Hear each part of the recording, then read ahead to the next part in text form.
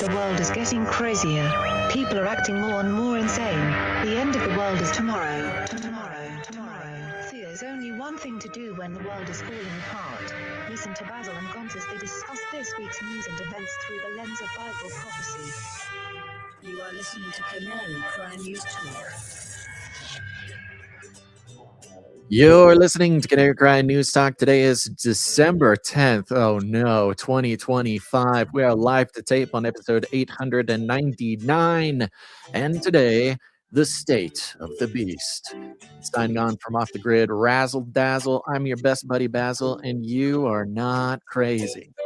And my name is Gons, at Face Like the Sun, director of the Age of Deceit films, your favorite Asian provocateur for Christ, live to tape from the metaverse to bring you the best news, which is the gospel message of Jesus Christ, while reporting the egregious with a well-rounded, biblically grounded take on world events. It is Wednesday, I believe. Yes, Wednesday. It is Wednesday, my dudes.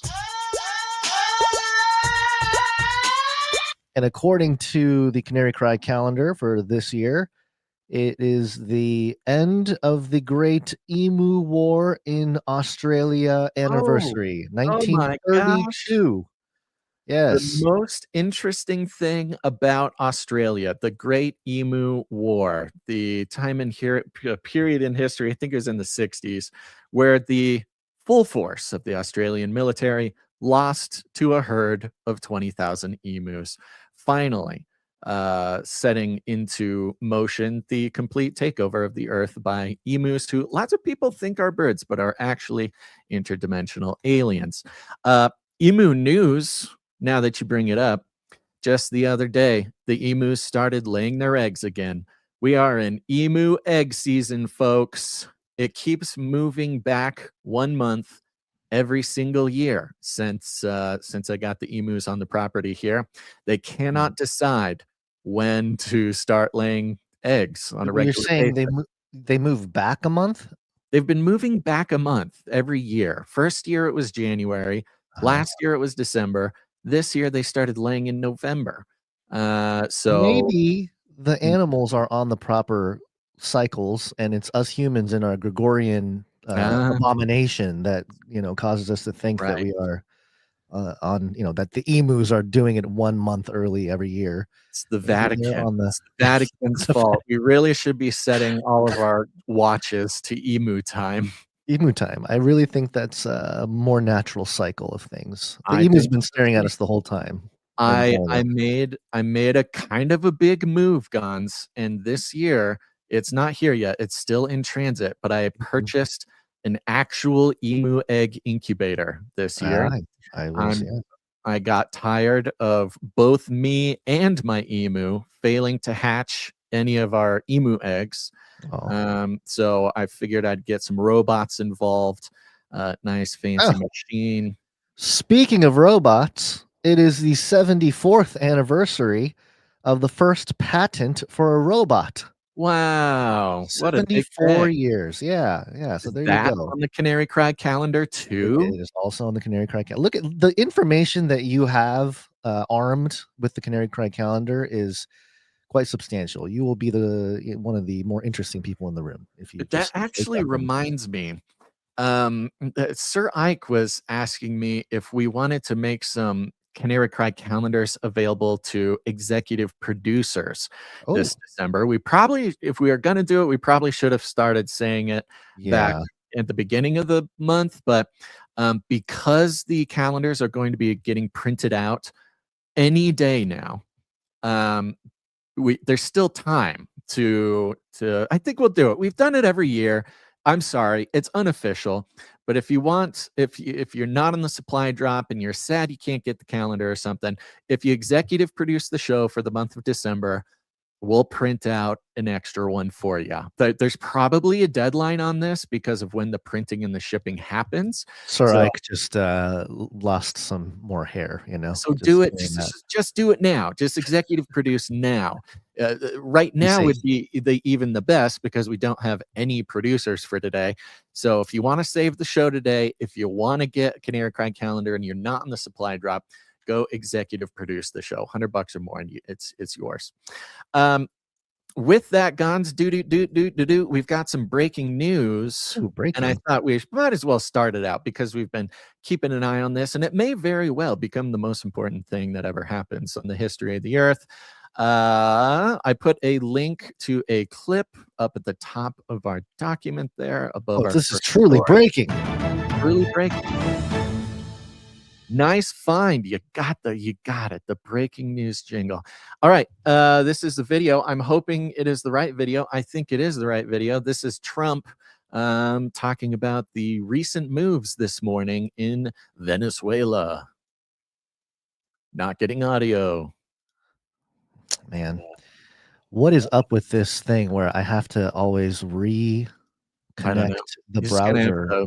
Build it into your process there. Just disconnect the browser every time. It's so annoying. All right, here we go. Here's Trump talking about this here. Well, thank you very much. It's been an interesting day from the standpoint of news. Oh.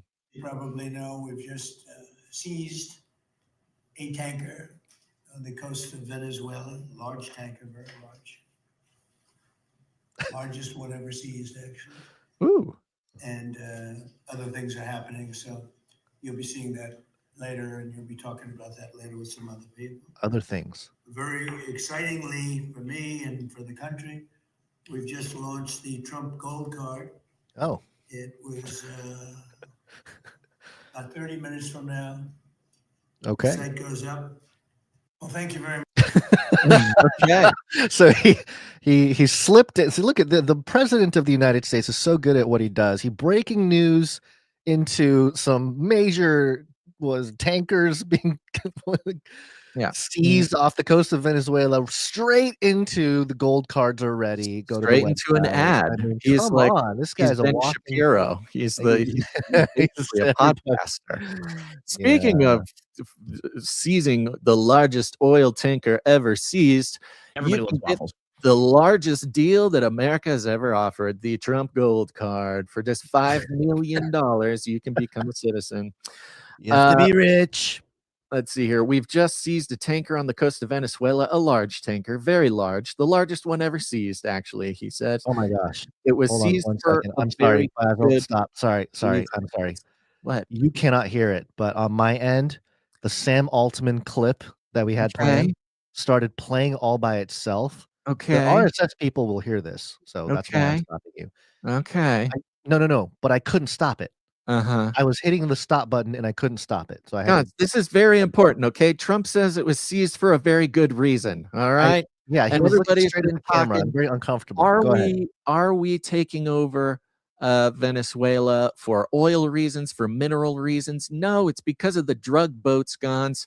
This is in line with American foreign policy.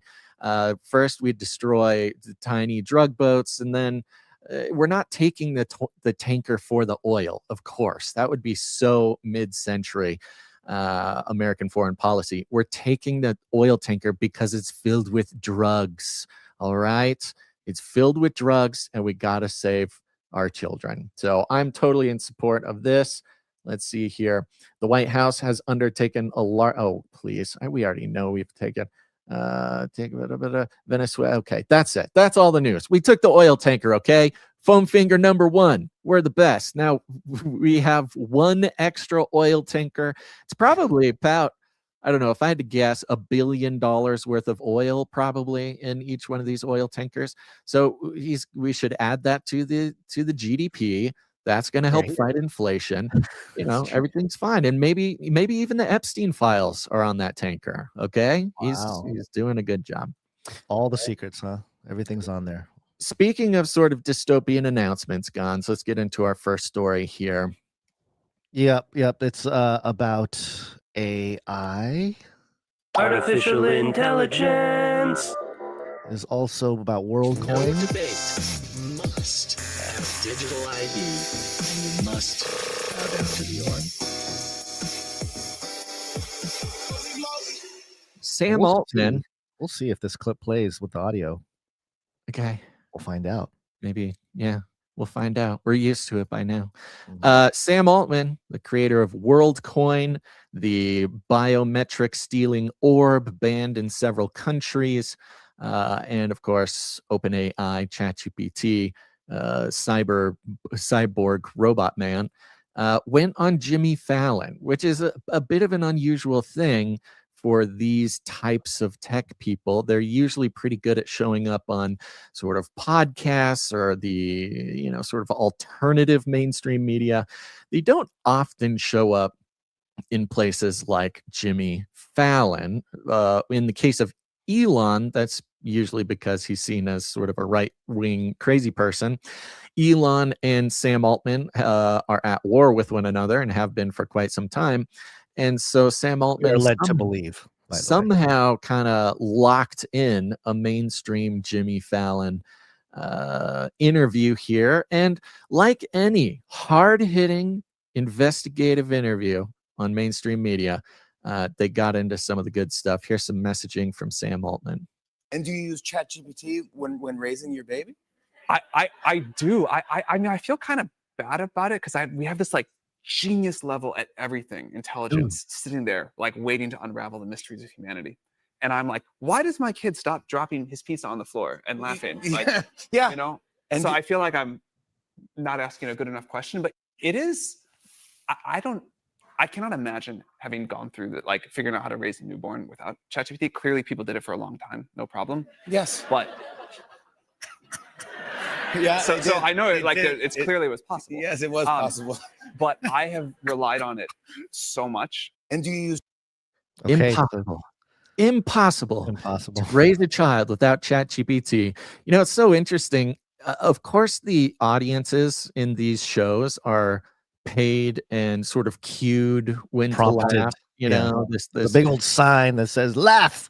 Yeah, or something, or they get hyped up before there's an opener act. Like it's a whole process. Have you ever gone to like I have no, but I know I've known plenty of people who have, and so I've when you live in that area, it's kind of a little bit of a rite of passage to attend really any show. There's like hundreds of these shows getting filmed every day. And if you're in the area, lots of tourists do it as well. You can show up, stand in line, and be an audience member in any number of productions like this. And it's funny because it's not just sit down here and enjoy the entertainment. There's like a whole almost brainwashing session they put you through.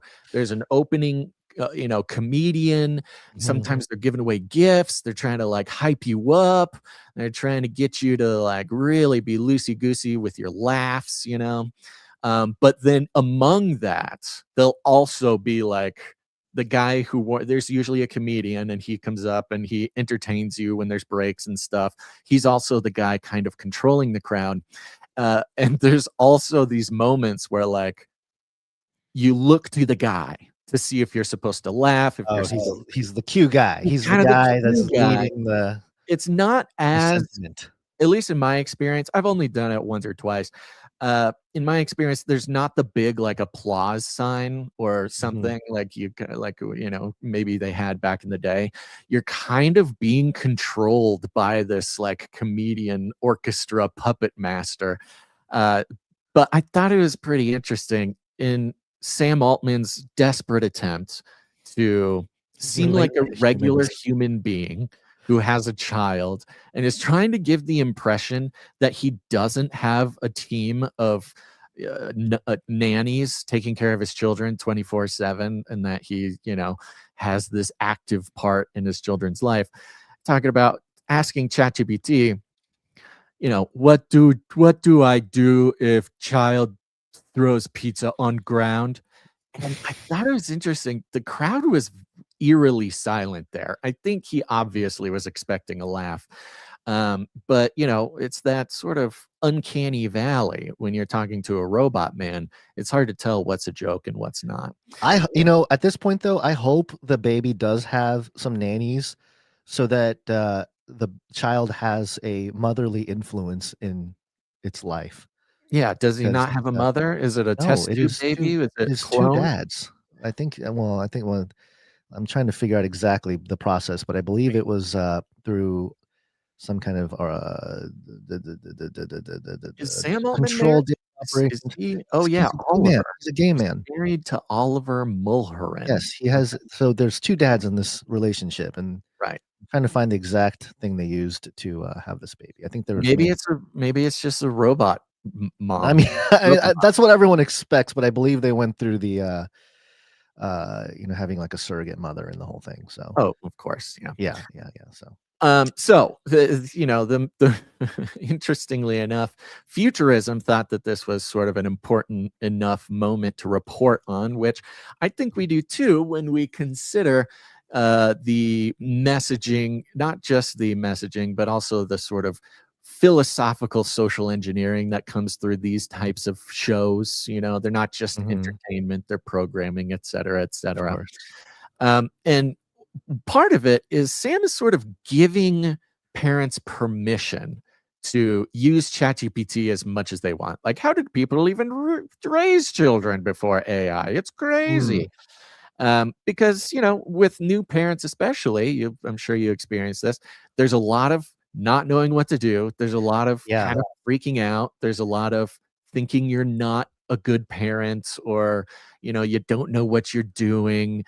And you just want somebody to tell you exactly what to do or to tell you you're doing a good job. And in this case, ChatGPT is there for you. Well, I'll tell you this as a parent with real human children.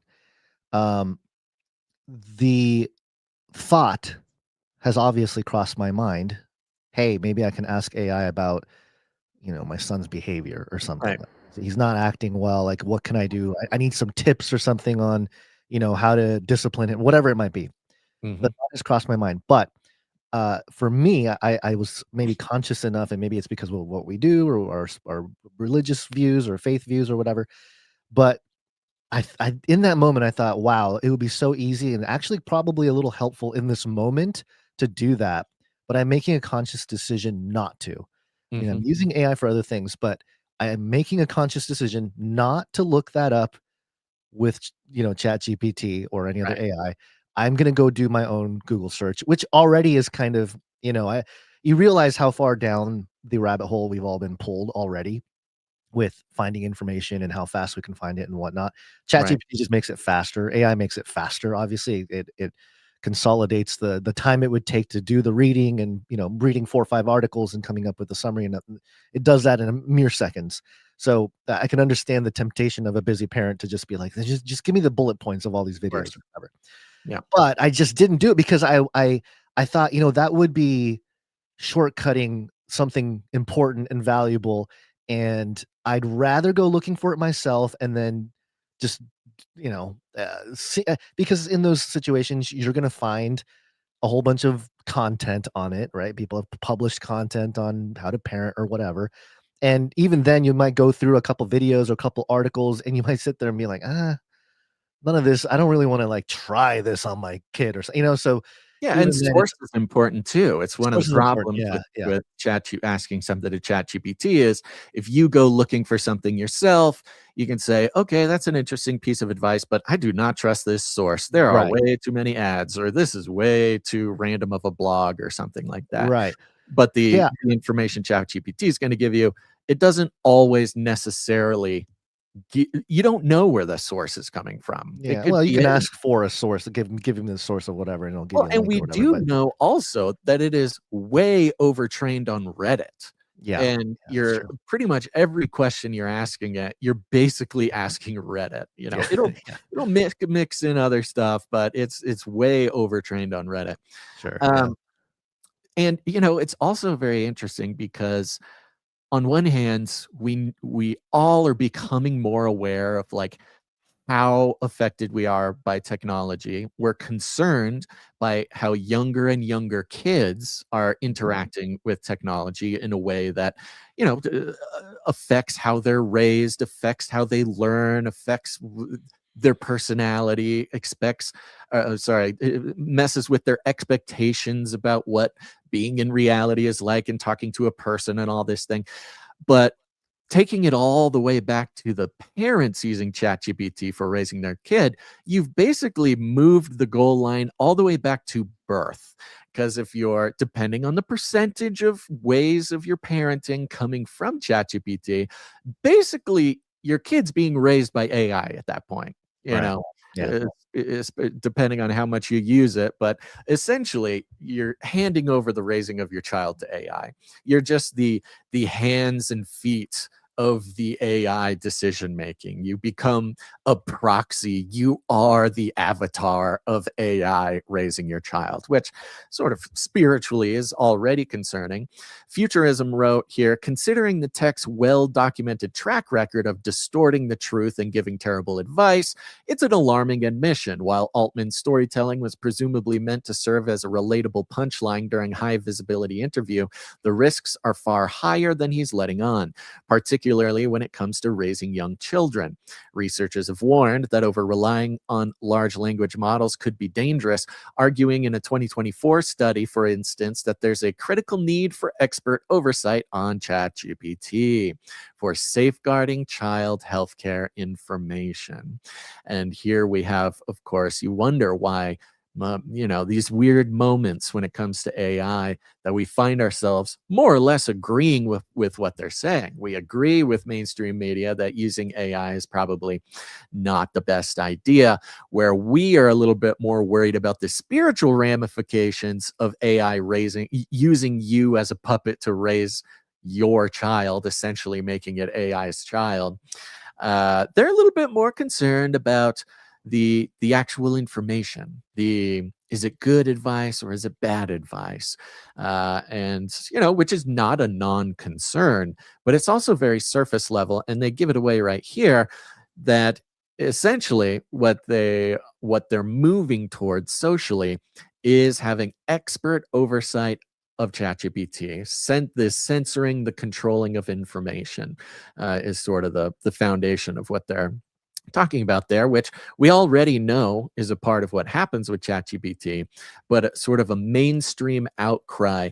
Please control our information more. Please, lock us into the already corrupt experts industry, especially when it comes to baby raising and parenting. That's a highly sort of industrialized industry where trusting experts, right? You're back to trusting experts with how to raise your child, not relying on all sorts of things, whether it be tradition or your motherly instincts or things like this. Big, we talk about big pharma, but I'm telling you, big baby is probably even more nefarious when you start really digging into all the stuff, products, because corporations know the first few years of life are the most impressionable. So, of course, they're going to place as many products and objects and, ways to interact with the young minds as much as possible. So, yeah, it's tough because at the same time, as a parent, you do have those moments where it's like, oh, I just need something. Just give me something, like, please, like there's this desperation. And so I understand that, but to commoditize that desperation is truly the nefarious nature of Big Baby. I'm going after Big Baby. We're gonna take down Big Baby.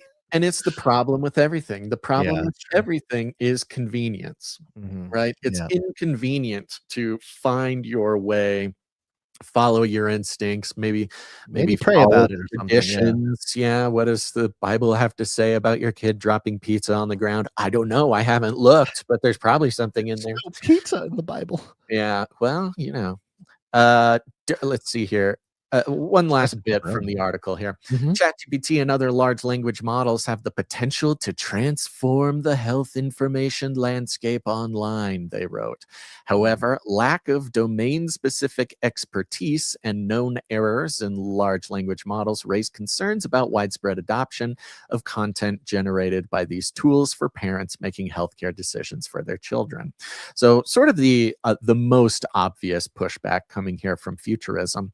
But at the same time, this clip itself is an advertisement. Oh, Sam Altman, the guy who created it, whether or not he actually does this.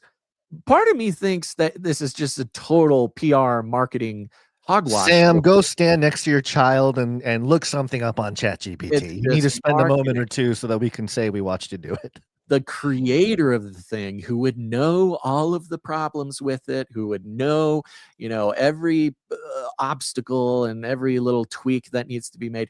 Oh, he's taking parenting advice from ChatGPT. Well, if he would do it, then it must be safe. And you compare this to other tech giants, like famously, Steve Jobs, creator of the iPhone, the iPad, said, "There's no way I would ever let my child hold an iPad." Yeah. All these guys totally keeping their technology away from their kids because they know the dangers of it. They've known it forever. But Sam Altman coming out and saying, "Oh yeah, ChatGPT raises my kid all the time. Totally safe. Go for it, kids." Listen to the subtlety of the promotion of ChatGPT or just AIs in general is pretty wild here too, because he makes, man, I don't know if he meant to do this, maybe, who knows, but he is able to advertise the potential of AI in this little skit here where he goes, I'm asking this silly question, this sort of pointless question about a child dropping pizza or whatever for parenting, but it's capable of so much more. It's going to answer all the cosmic questions of the universe. And so in this instant, somebody new to AI will look at that and might be like, wait, what? Like parenting question seems like a pretty important question, but this guy, this billionaire guy, considers it kind of a minute thing because this thing that he created answer the universe's questions. Right. So maybe not consciously thinking that from the audience, but implication, right, that the parenting advice is so beneath. Right. It's so beneath. It's genius. The cosmic knowledge that this thing holds. So yeah, it's a very strange contrast to make, which I don't know. It reveals itself. I think the more that I sit here staring at his face there and looking at this topic and the story, yeah, it just, man.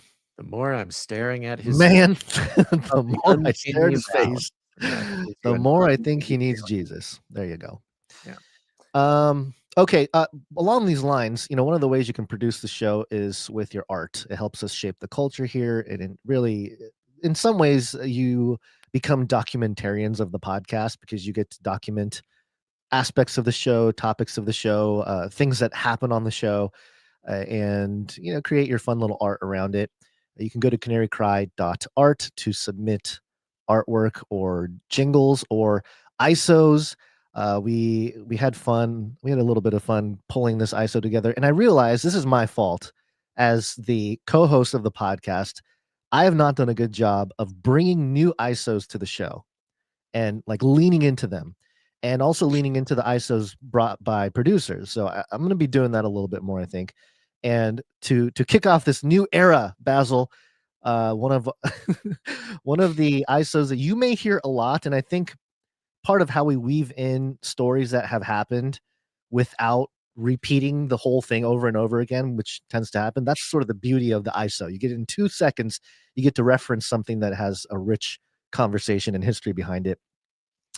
I made this ISO. We are a global production company. Yes, a global production company. If you know what that clip is from. But along the way, you can make artwork for us. It was a Mossad agent going on 60 Minutes talking about how they control the history of the world. Well, we think it's a Mossad agent. We don't know because he was wearing a shiesty. He was wearing a face mask and sunglasses, and you could not see anything. A balaclava. Sure.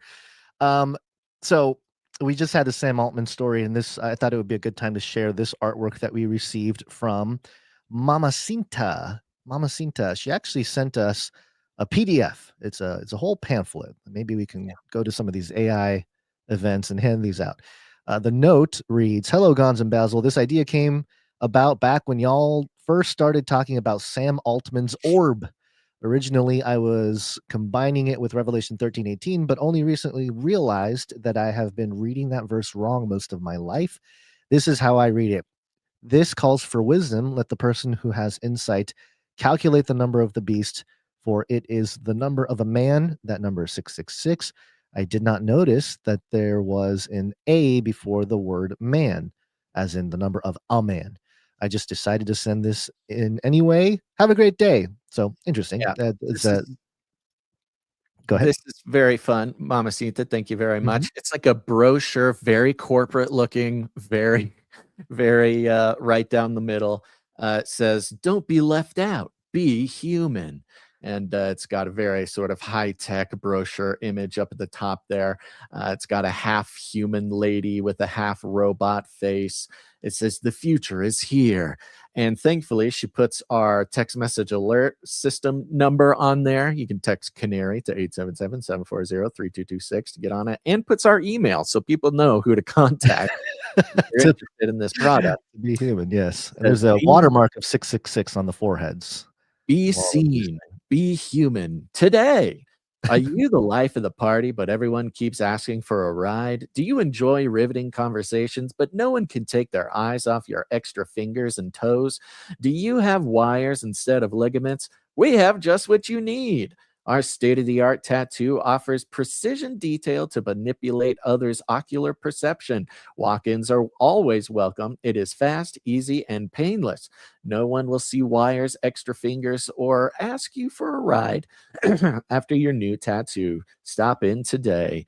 And the next page has a picture of a android, a humanoid robot, staring into the orb, Sam Altman's orb. And the next page, or the next image, is that robot has now turned into a man who's very happy, gigantic thumbs up and 666 printed around his forehead. And it says, "We guarantee you will be satisfied with your results." Then they do put a little disclaimer warning.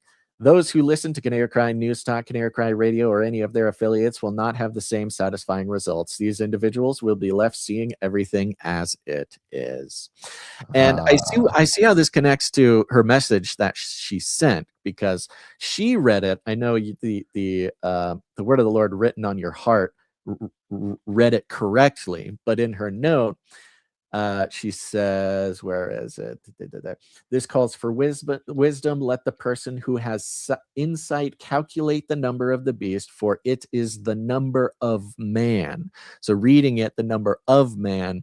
And so in this particular rendition of her brochure is the number of man, the mark of the beast, potentially giving androids or robots the appearance of man.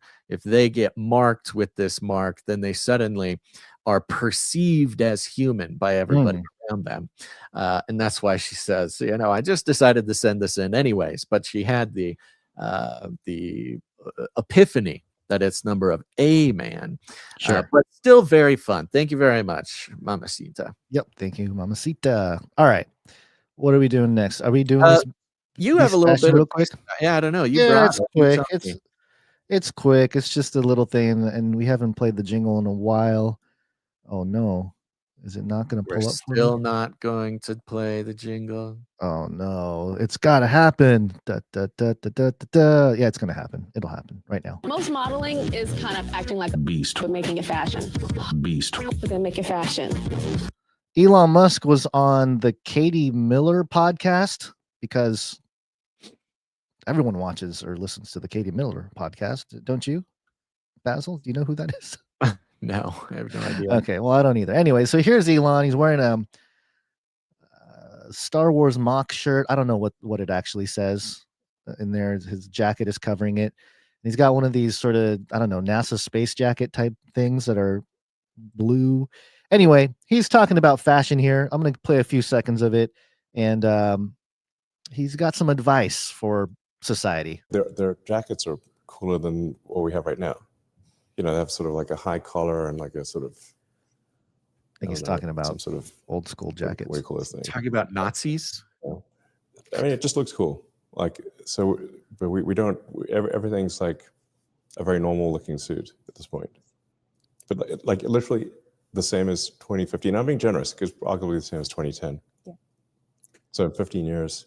And I'm like, from a fashion standpoint, I don't think we've moved since 2000 in 25 years. If you showed someone a picture of this is a bunch of dudes in 2000, this is a bunch of dudes in 2025. Which year is which?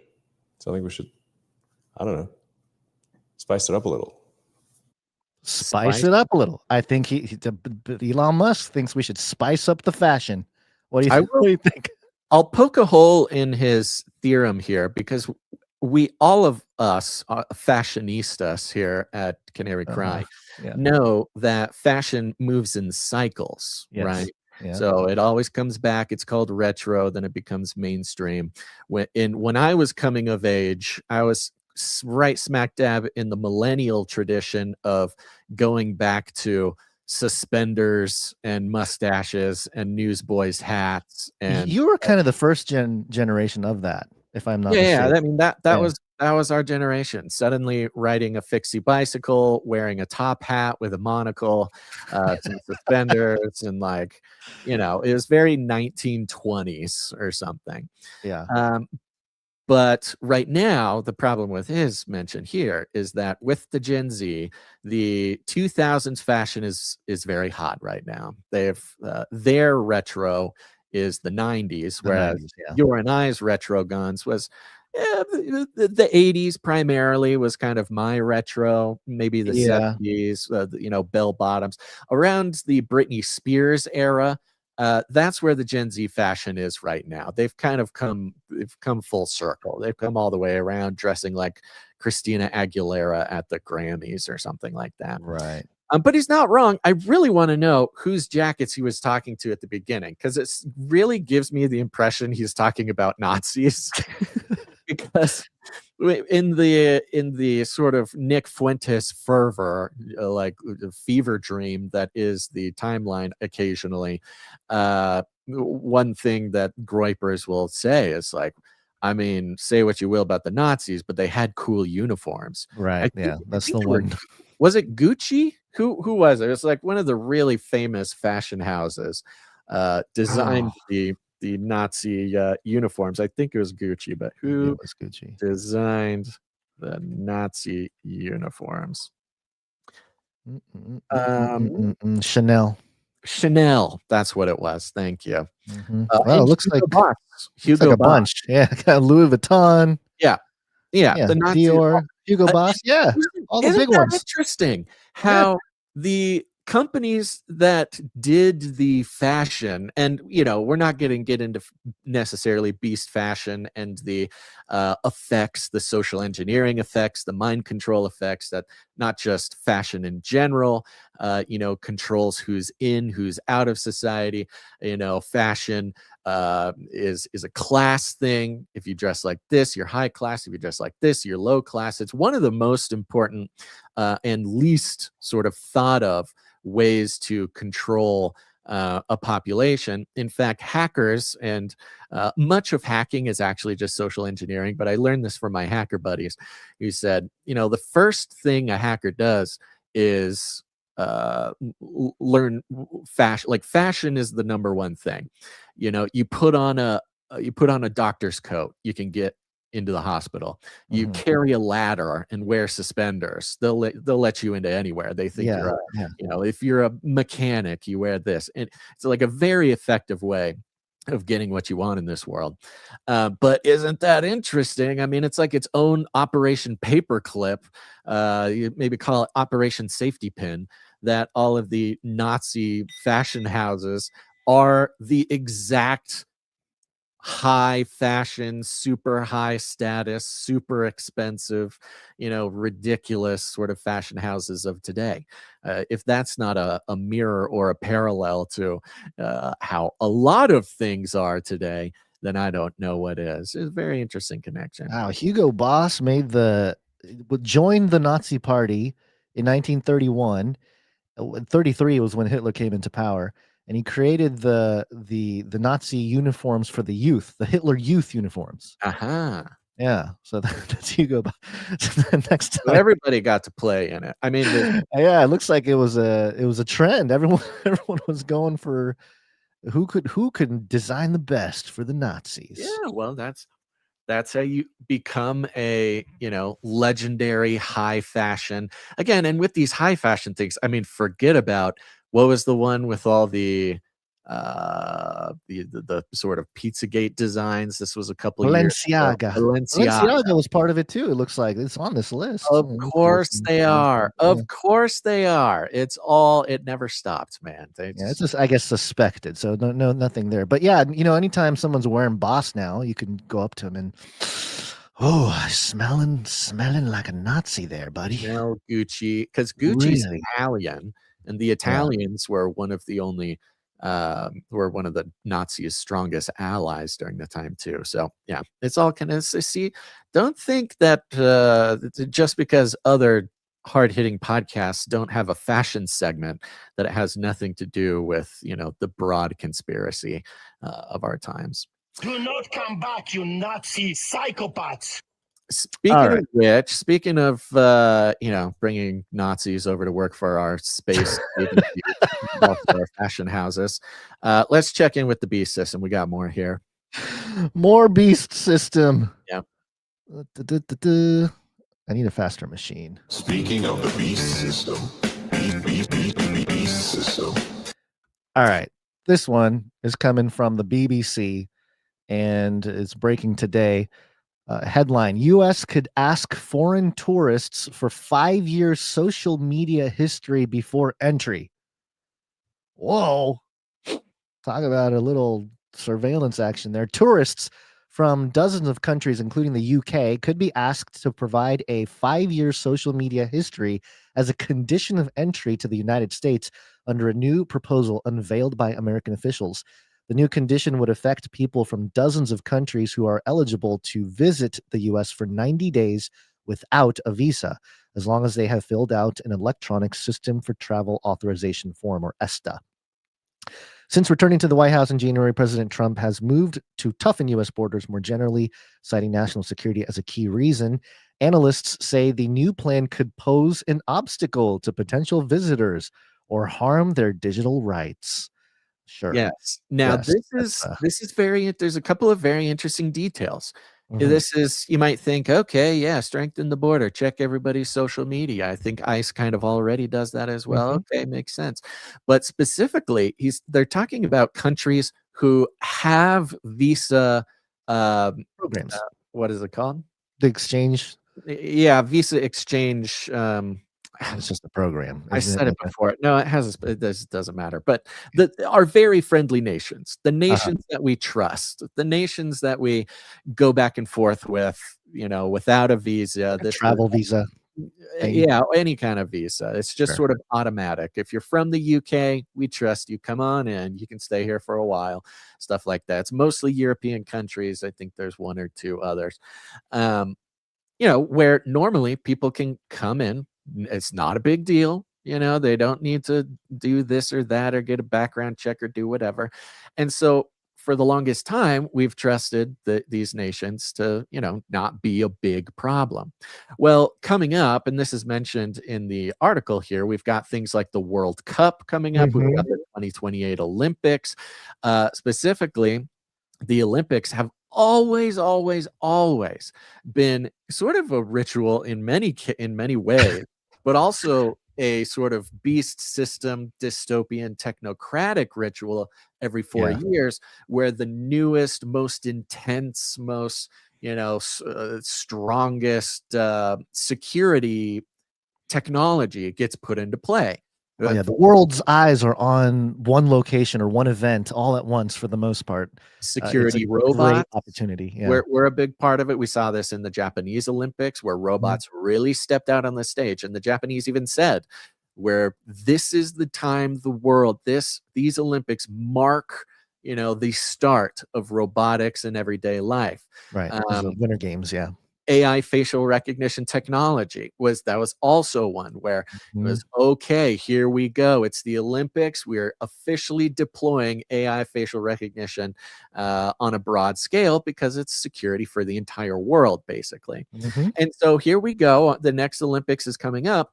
And even the countries who we have the most travel with, the most trust with, etc., are potentially going to have to give 5 years of their social media history.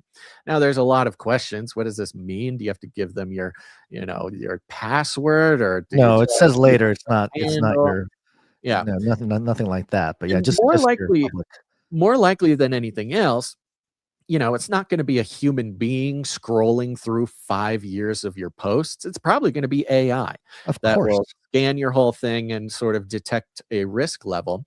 But the fact that it's specifically being used for the friendly visa countries speaks to the more global immigration problem, because we know the UK is a great example. Canada's also having this problem. Most places in the West are having this problem, where they've at least had a 5-year period of unrestricted immigration, or they are currently in a place of unrestricted immigration. And along with that unrestricted immigration, there has been a notable lack of vetting, a notable lack of sort of, responsibility taking or integration with the populations coming in. UK, God bless. I mean, you guys seem to have it the worst over there. And so if someone was trying to get into the United States to cause trouble, the way that they would have to do it, or at least the easiest way to do it, would not be to try to get a visa or whatever and fly in. It's to go to a friendly country first and then get on a plane, and you don't need a visa, and boom, you land in the US and you're good, right? And because of, for instance, unrestricted immigration in UK and the lack of vetting or accountability that happens over there with that population, the easiest and most viable way to get into the country, if you have an issue or want to cause trouble, is to take advantage of the very accepting, warm, welcoming arms of the government of the UK. Start getting your benefits, get set up with a hotel room, and then when the time comes, just get yourself a plane ticket, cruise on over, easy peasy, you're in. Now, the question also occurs to me, to a certain degree, who, immediately I'm like, well, probably people meaning to do harm probably don't even have social media. I mean, if they're coming from the desert or the jungle, a good chance they don't have They don't social have 5 media. years at least. Yeah, that they can whatever. claim or whatever. They're not necessarily worried about Facebook, but the actual data doesn't show that. The data shows that pretty much everyone on Earth has a Facebook account. Lots of people, and if not Facebook, they have something that's sort of native to their country. We don't live in the world anymore where you go, oh, that's a poor person, or oh, that's a third worlder. They don't have phones. They don't have social media. No, in fact, there's that whole hullabaloo a few years ago where Facebook was preloading Facebook onto pretty much every phone manufactured on Earth outside of the US. So, there's very interesting analyses and reports and studies of people in places like, I don't know, Cambodia or Bangladesh or these types of places. Any phone they purchased already came preloaded with Facebook. And they did not have the kind of technical history with these things, and they would go onto Facebook, and their impression was that Facebook was the internet. Like, that's all the internet is. Not a whole lot of browsing, not a whole lot of browsers, not a whole lot of going to websites.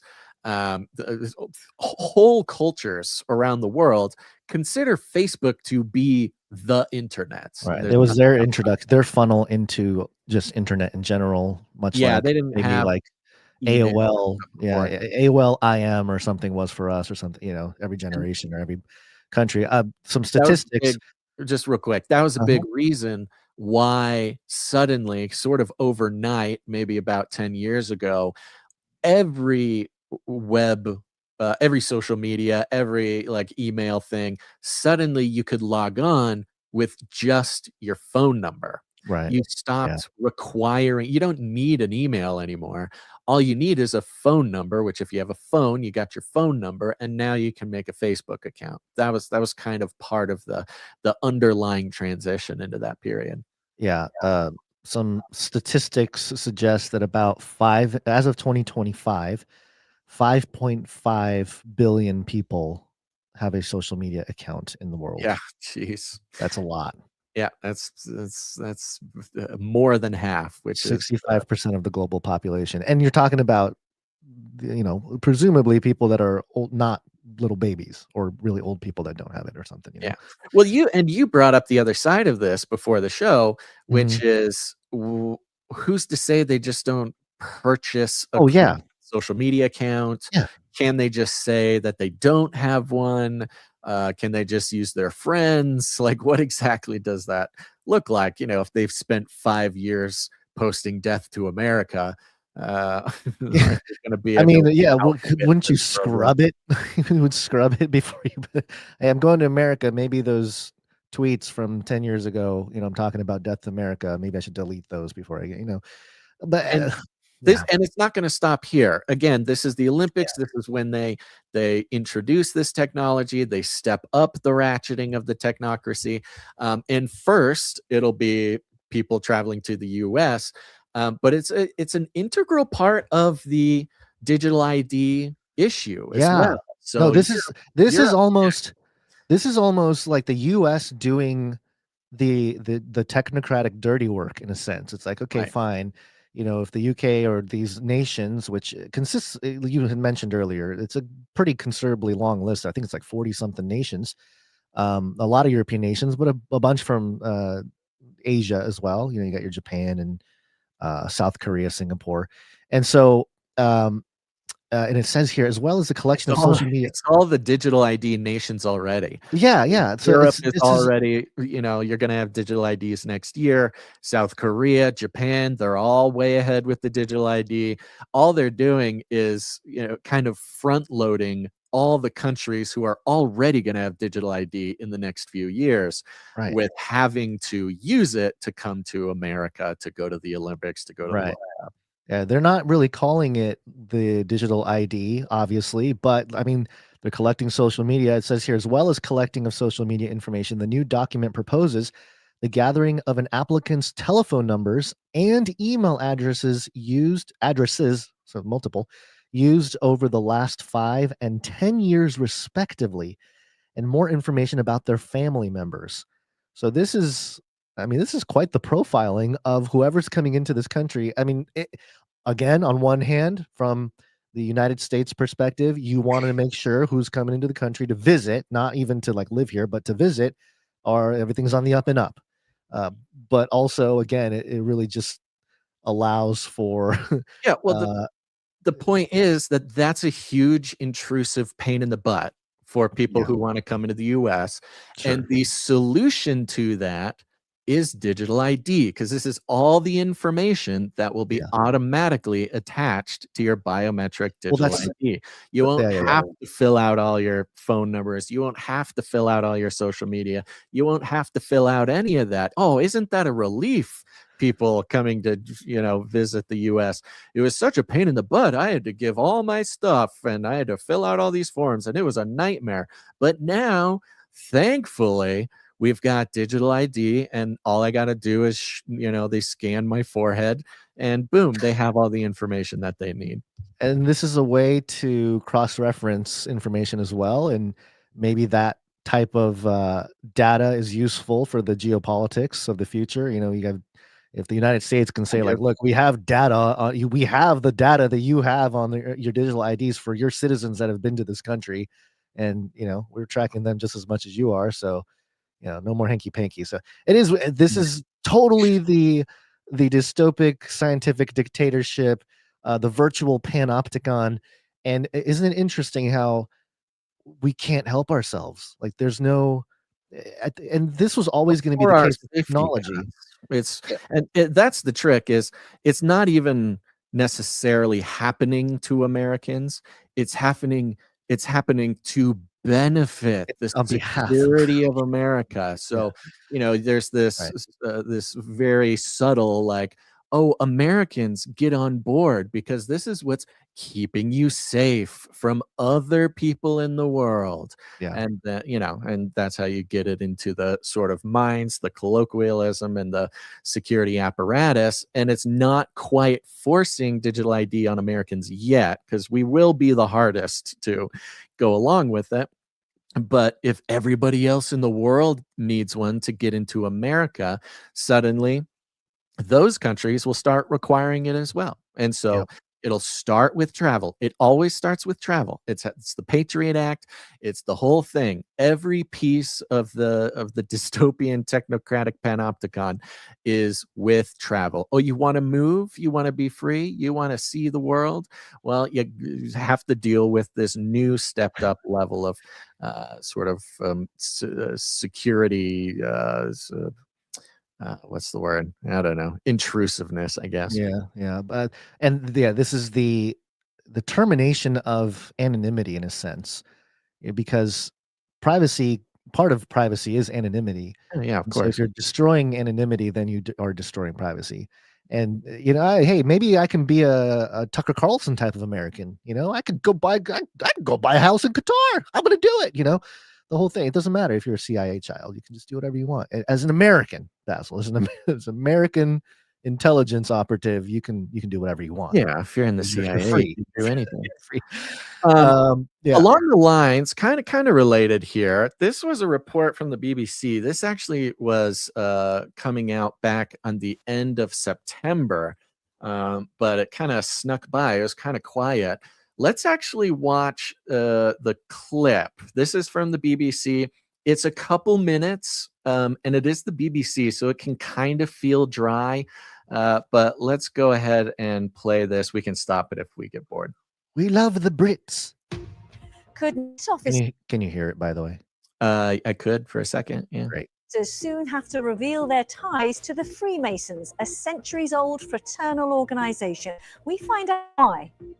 Should police officers have to tell their bosses if they are part of the Freemasons, which is a centuries-old fraternal organisation?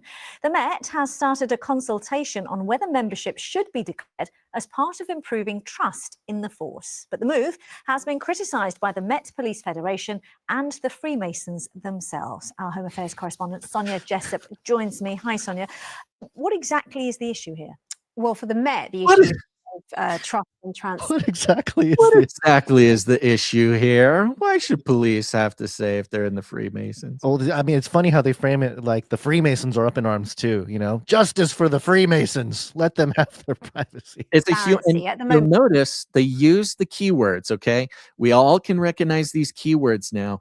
The one specifically in this report is human rights. Human rights. Okay. It's all right. a human rights problem for Freemasons to have to disclose that they're Freemasons in the police issue force. is one of trust and transparency. At the moment, officers have to declare any association with an individual or a group if it could compromise their integrity or if it could damage public confidence. And the Met is considering whether membership of the Freemasons should be added to that list. Now, Freemasonry, as you say, is a centuries-old organisation. It says it's about charity and fellowship, but it's been dogged by allegations of nepotism and also corruption, which they deny. 4 years ago, a report recommended that officers should declare if they were a member. And this was a report which looked at the Met's failings in the unsolved murder of Daniel Morgan, who was killed in 1987 in southeast London. And it said that membership of the Freemasons had been a source of recurring suspicion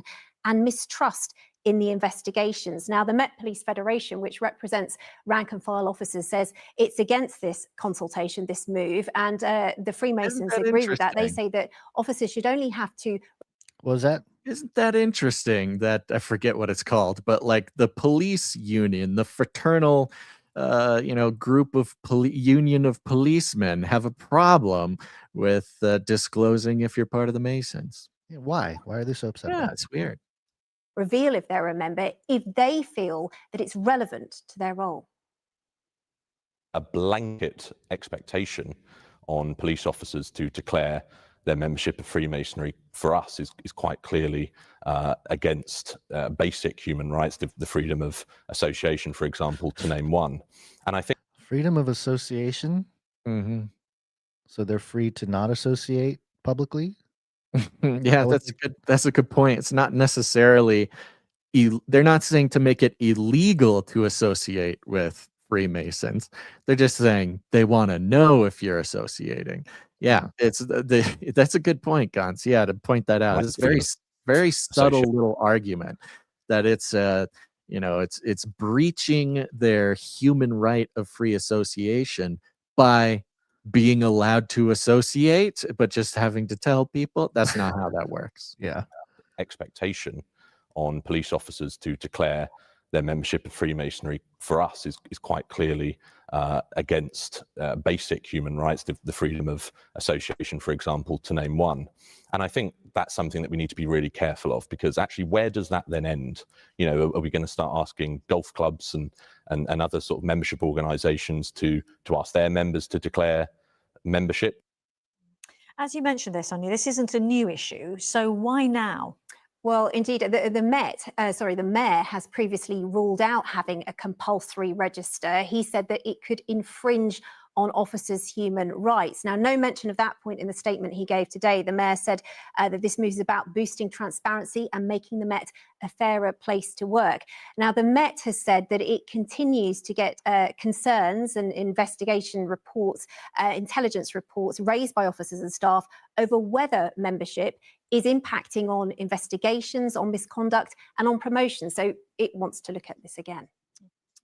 So that means she's talking about whistleblowers. Yeah. Other officers, other staff continue to whistleblow about Freemasonry being, affecting things like internal investigations, promotions, etc., which of course it was basically exactly what the Freemasons were kind of organized this way specifically to promote. It's the good old boys club. It's the insider group. You're a Freemason, you do a little handshake, a little symbol, you move up the ladder quicker. Yeah, it's the fast pass of society. They mentioned that at least when this started, getting investigated 4 years ago, it was because of one particular investigation of a murder in the 80s, and connection to Freemasonry just kept coming up in this murder investigation, and they've sort of hint at an ongoing series of investigations where Freemasonry just keeps popping up. But of course, it's human rights, Gons. What are you gonna do? You can't take away their human rights to be in a secret fraternal organization to protect each other and promote each other. Listen, the Freemasons can argue that God gave them the right to be of secret societies and practice their freedom. Yeah, exactly. And it's funny that just on this vibe of the human rights and sort of the neoliberal religion that is protecting the Masons in this case, in this BBC article, which I won't take much from because it's basically the report that we just had. Let's see here. It says the group presents itself as focused on fellowship, moral development, and charity, and is among the UK's biggest charitable donors. Famous past members, have included Winston Churchill, Arthur Conan Doyle, and Oscar Wilde. They're good guys.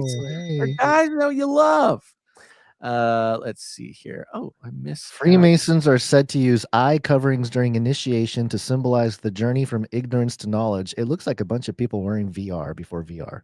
To be honest with you, we need googly eyes on all of these masks. That would be my that could end this podcast if there was like a photo that surfaced of Freemasons doing an initiation ritual and they all have googly eyes over their blindfolds. I might start questioning some things over their basil. I start really questioning everything at that point. You can finally be promoted. Again, back to sort of the woke thing here. It says its roots lie in the medieval stonemasons guilds, and members still lead in lodges to carry out secretive initiation rituals and ceremonies based on allegories, The rituals are based on allegories, such Yeah. as the building of King Solomon's temple. The Freemasonry in England was for 200 years only open to men. That changed in the 20th century, but Oh, yeah? most lodges remain men only or women only. So Ugh. now we have women Freemason lodges because of woke. Didn't they have? Weren't the Boy Scouts and some of these younger institutions like satellites, or the No, they're pathway to farm leagues. They're like farm leagues? I farm think leagues. the girls had something called like the Rainbow Girls or something back in the day, and that was their. So it was kind of like Girl Scouts, but it was on the path to being I forget which organization it was, but it's one of these secret societies. Uh-huh. So, man, they're everywhere, man. They're all over, and it's like embedded into American history, especially people that are your parents' age and maybe grandparents and stuff. They grew up with it if they grew up in America at that point. It's all over the place. It's so kind of I don't know. I don't think it's Well, that's spoken part of about the enough. protection. It's part of the protection because we even hear it now. The argument against, hey, what are all these Freemasons doing? Is, and as we know, and has many a credible researcher has showed us that, it's mostly just a fraternal order, and you get together and you do charity, and if you have a coworker who's a Mason and you're a Mason, you're going to have a lot in common. So that's good. You're working towards the betterment of humanity. Nothing gets really sort of dark or Luciferian until you're the 33rd degree, which in fact, they kind of mention a little bit in here. Let me grab it. Third. Come on. Third. It says Freemasons wear symbolic aprons and progress through degrees of membership, with the phrase giving someone the third degree originating from its final stage of initiation. Which is funny. It's giving the impression that stage 3 or the third degree is the highest stage of initiation. That is categorically, and it's known now, but that is the public version of what people get with the hierarchy. Right. You got to get in a little deeper to start learning about the higher degrees of order, up to 33. Now, we have the chief of the Metropolitan Police here, a clip of him responding to some question. Let's just see. He'll give us the updates with this. Something you're worried about? That's something police officers need to declare. Freemasonry has been the subject of numerous reports over decades in the police, including recommendations recently that it ought to be a declarable association that's explicit. Nobody's confronted this in the past. We have information intelligence that tells me we do need to confront it, and that's why we published the draft policy, which will be coming into action in the next few weeks. I see evidence of it being linked to misconduct. I see evidence of it linked to expectations of favoritism and favorite treatment. And I also see evidence that the sense that people are part of secret networks undermines the trust of others in the organization. That's why we're confronting it. There you go. Manly P. Hall, the man who is very influential in occult language and also was a Freemason himself, in his last speech in the 1990s said that in the 21st century, the Prince of Peace will come, all the corruption will be exposed. I'm wondering if that was this plan to expose Freemasonry in all the sectors of society. What's replacing something like the Freemasons is the technocracy. The technocratic layer is actually replacing all this, and it's creating transparency, but at the cost of the rise of the technocrat. So, yeah. And sorry, just a correction. This is Sir Mark Peter Rowley, who's the commissioner of the police, not the chief there. Okay. Yeah. Yeah, very, very interesting. And again, it comes at a very weird time in the UK, where among the immigration thing is they just had this huge thing blow open with the police protecting all sorts of criminals and gangs and turning the other, turning away and not. I mean, this is a huge problem in London, but also the UK as a whole. And so it's coming right at this moment where it's kind of on the precipice of like, what's going to happen? Is there going to be accountability? Is anything going to happen? So it'll be interesting. If any of our UK producers have any information or even just thoughts and feelings, send us an email, let us know. Or leave us a voice message. Go to canarycrynewstalk.com, press on the green tab that's on the right hand or the bottom, and you can leave us a voice message with your experiences there.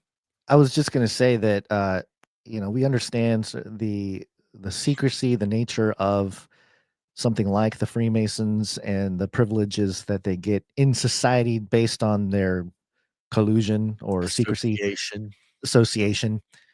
And, I just, it makes the argument of human rights so egregious because in any other given situation, is it going to get to the point where any human crime is just like, but human rights? Yeah. I mean, that's kind of the direction you're loosening the term or the I don't know, the wall that is human rights into this, like, I can do whatever I want kind of thing, Immigration, ICE, Antifa, Black Lives Matter. It's all crime in the name of human rights. Right. It's all taking away other people's human rights in the name of human rights. But it's terrible because it actually destroys the true, I don't know, libertarian or, like a pure libertarian or I don't know, something like that. Any kind of attempt for such a thing, it just undermines. I don't think that's the right word. Liberal. No, not liberal, because I'm trying to say that any kind of movement for genuine. See, I can't even say it without having that connotation now. I was going to say human rights, but what does genuine human rights even look like at this point? Well, it's a big problem with American liberalism because we just had, who was it? I think it was Tim Kaine or maybe Lindsey Graham, not Lindsey Graham, Chuck Schumer, who came out and said, like, our rights come from the government. The government gives us our rights. So the government needs to be powerful. And as we've seen in the United States and we're seeing around the world now, the liberal or the neoliberal or the liberal economic order, is done paying lip service to human rights, and everything along the way is entirely authoritarian. It's the same with COVID. It's all with this, casting the spell of human rights and equality and equity and all these things, but they do exactly the opposite. The outcome is precisely the opposite of that. It's worked very well.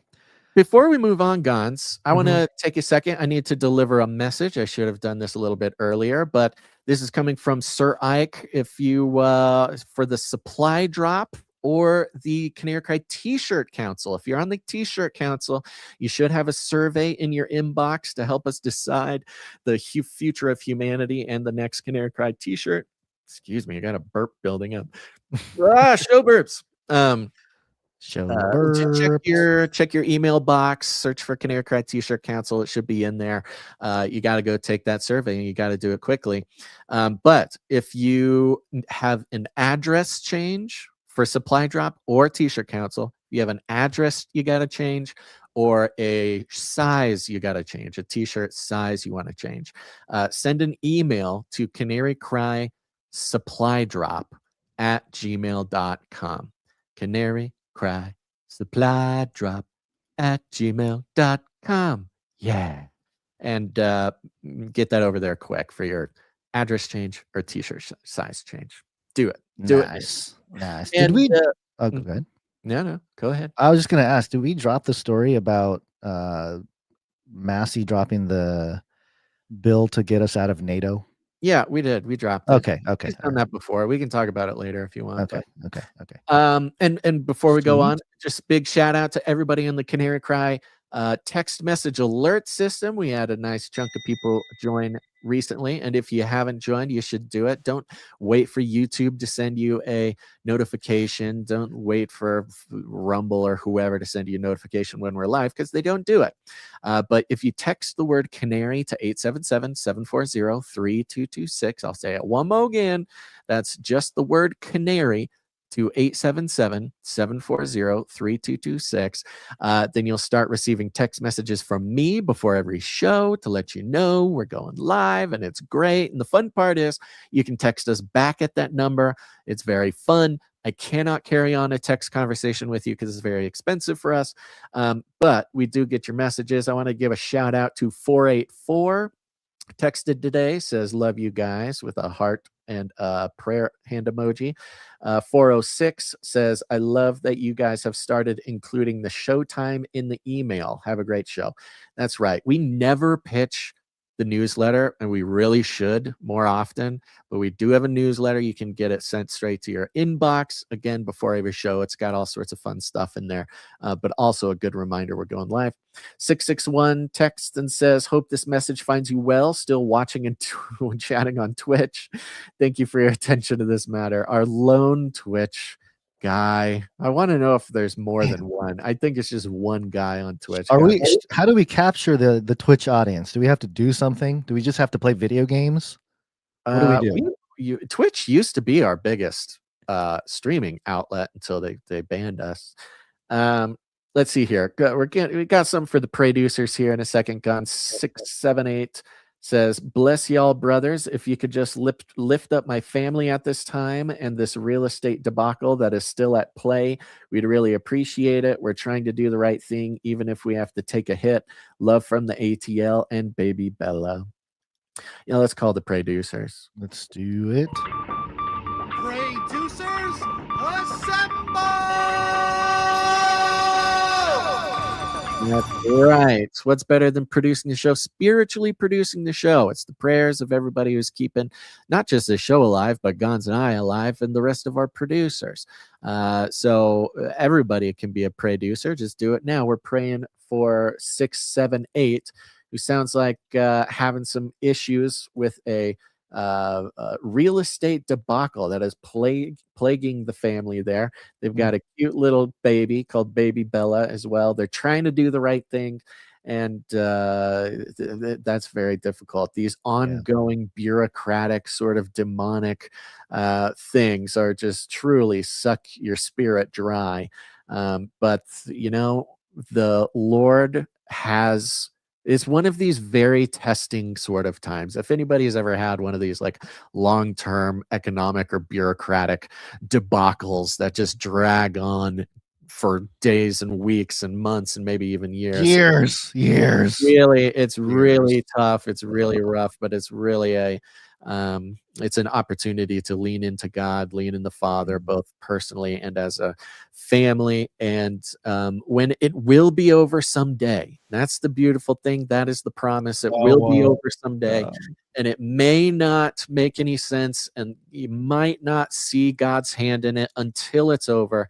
But in my experience, when that time does come, you look back and you just see all the little ways that God was playing a vital role in getting you out of that situation. So praying that for you, 678, and everybody out there, pray that as well. Yep. Let's see here. One last one. 707 said, heard the episode with Nephilim Death Squad. So good. Thank you, 707. Hey, thank you. Go check it out, folks. If you haven't seen it yet, I sent it out in the email. But Nephilim Death Squad, cool guys, podcast, kind of some new guys in our, couple years, 2023. But cool to see what they're doing over there. We had a great episode. The Lord really moved. So there you go. Text the word Canary to 877-740-3226. Okay. Let's talk about value for value. Let's do it. Value. We take no money from corporations, commies, or cartels. But we're not going to thank producers quite yet because don't switch it off. Okay. Yeah, this is a story or a series of stories relating to a state of play. We've got a state of play. We've got a state of beast here, state of podcasting, and it's very interesting.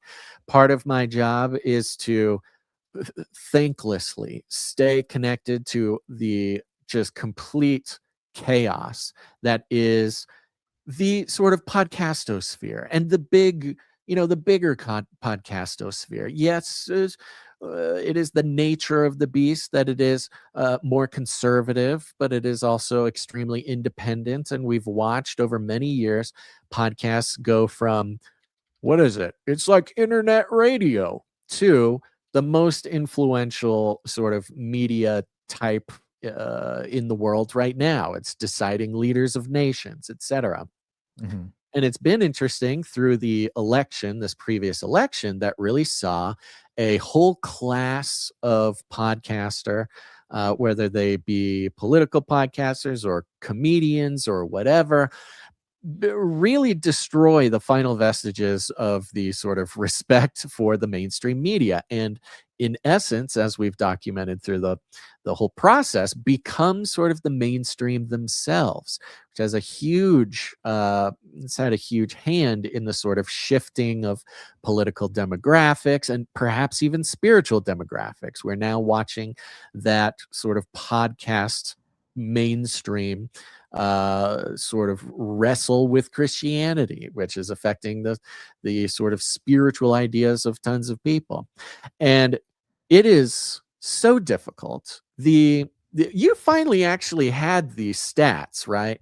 Did you pull up the state? Do you still have those stats that you were reading me about the retention? Okay. Oh, yes, I do. Let's actually start with the retention. Let's Just start with the pull that retention, up okay. and just get to those numbers you were telling me. We don't need to Sure. read the whole thing necessarily. Sure. Okay. But So- you hear. Well, Mhm. hold on. Let me set you up for it. All right. You hear us complain all the time about, numbers and stupid stuff like that, and just wondering what's going on, and talking about how so many people are fatigued and nobody wants to, be, I don't know, up to date on what's going along, and it's just exhausting. And, it's been a little bit of a spirit lifting thing, Gons, when I listen to all the other podcasts that are just doing their thing, the Tim Pools, the Russell Brands, the Joe Rogans, the blah, blah, blah, because we're not the only one experiencing this. There seems to be this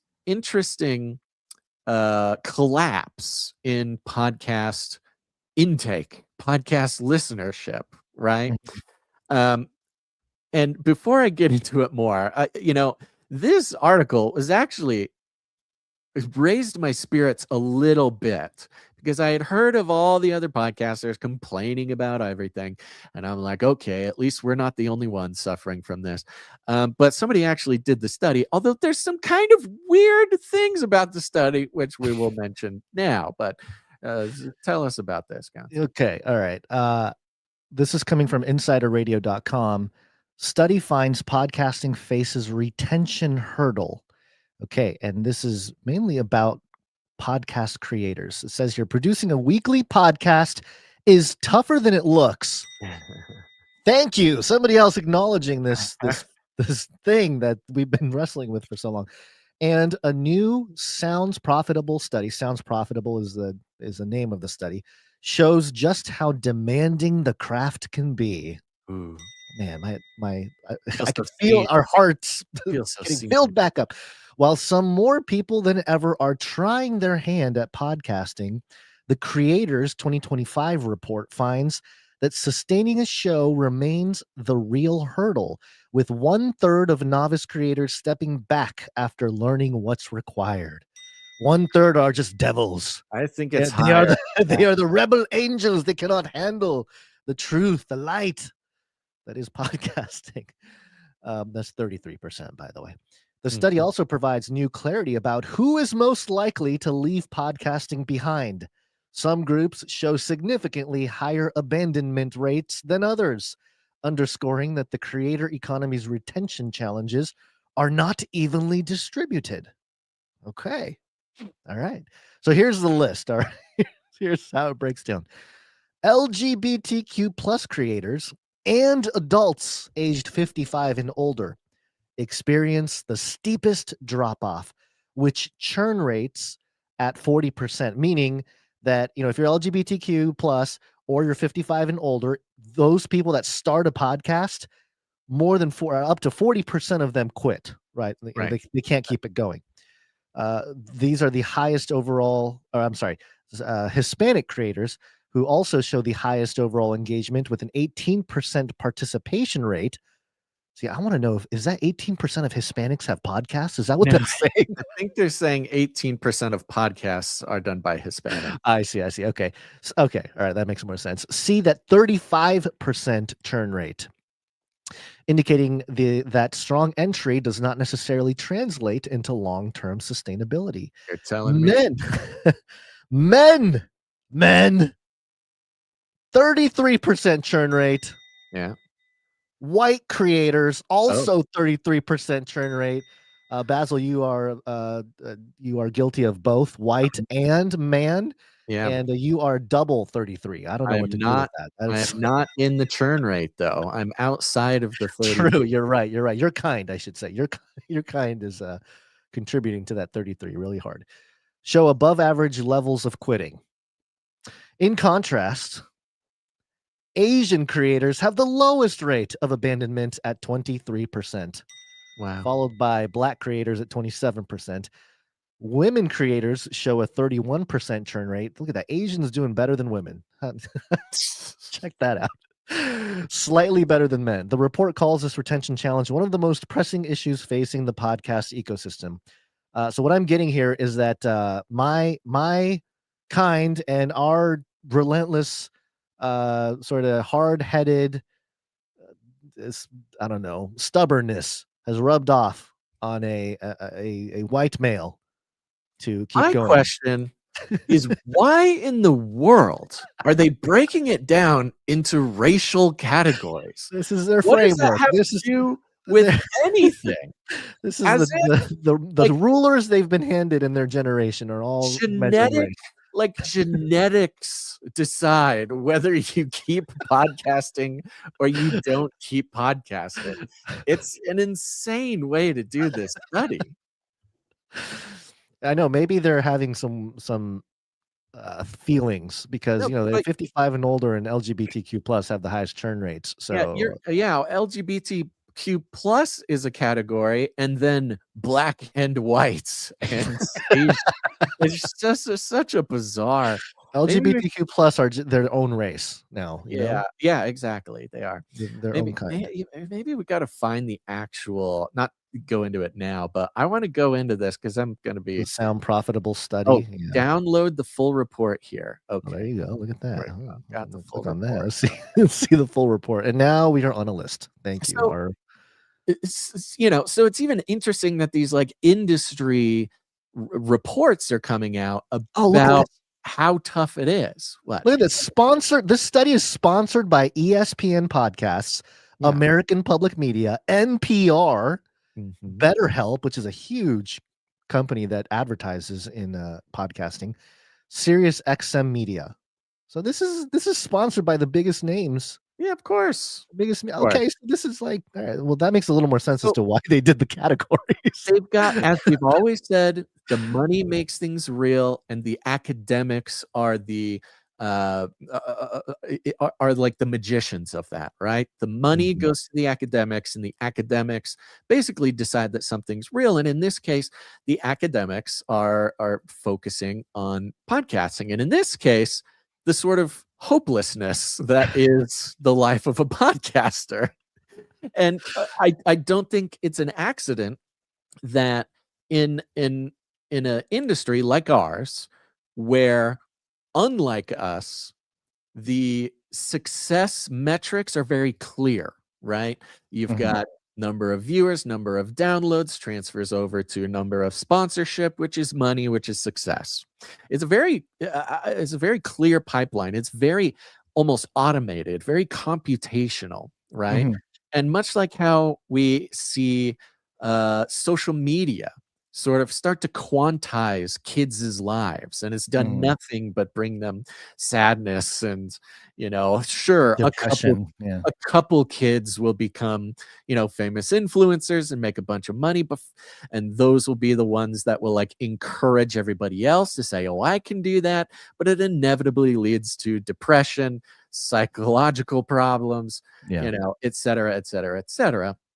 in this, this is kind of putting that into the podcaster sort of space, which I think is interesting and I think is quite right, because it is a difficult thing to do, but specifically we're in an interesting transitionary time right now. Now, here we go. This was all preamble for something interesting we just saw happen. All the podcasters are complaining that people aren't listening to podcasts. Yeah. The academics, they're showing that podcasters are quitting, probably because nobody is listening to the podcast. We know that. Well, the money issue with the, because so many podcasters rely on advertising. And the more celebrities and famous people and athletes come in, they're going to attract the sponsorships first. It's not going to be the podcaster that's been doing it for 3-4 years.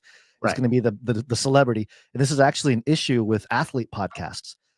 There's every NBA player is starting to have a podcast.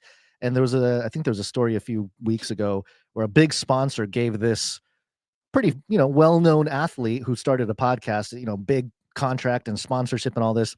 And the company was horrified when they actually looked at the numbers of the podcast, because they were like, wait a minute, they only have like 5,000 views or downloads or something like that. We gave them $500,000 for advertising.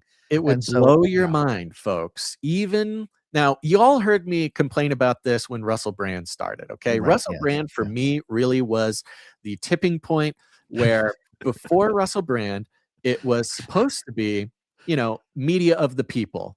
No gatekeepers. Anybody can do it. It's before for Russell Brand. You don't need to impress anybody. You don't need to meet a producer. You don't need to be let into the club, etc. That's what podcasting for the people, right? And I share this. We've felt this way all along, but we also share this with, of course, Adam Curry, the inventor of the technology for podcasting, friend of the show. I can say because he's been on once. Yeah. And where I was like, oh, Russell Brand. But it was really not after Russell Brand, not the current Russell Brand. Okay. A lot of people don't get this. The current Russell Brand is not how Russell Brand started podcasting. He started podcasting before COVID and everything, and was really in an instant extremely, extremely, extremely popular. There's some, and now it means nothing because, everybody's used to it now. But the fact that an actual celebrity, an already famous person, got into the media of the people was incredibly offensive to me because he instantly, basically,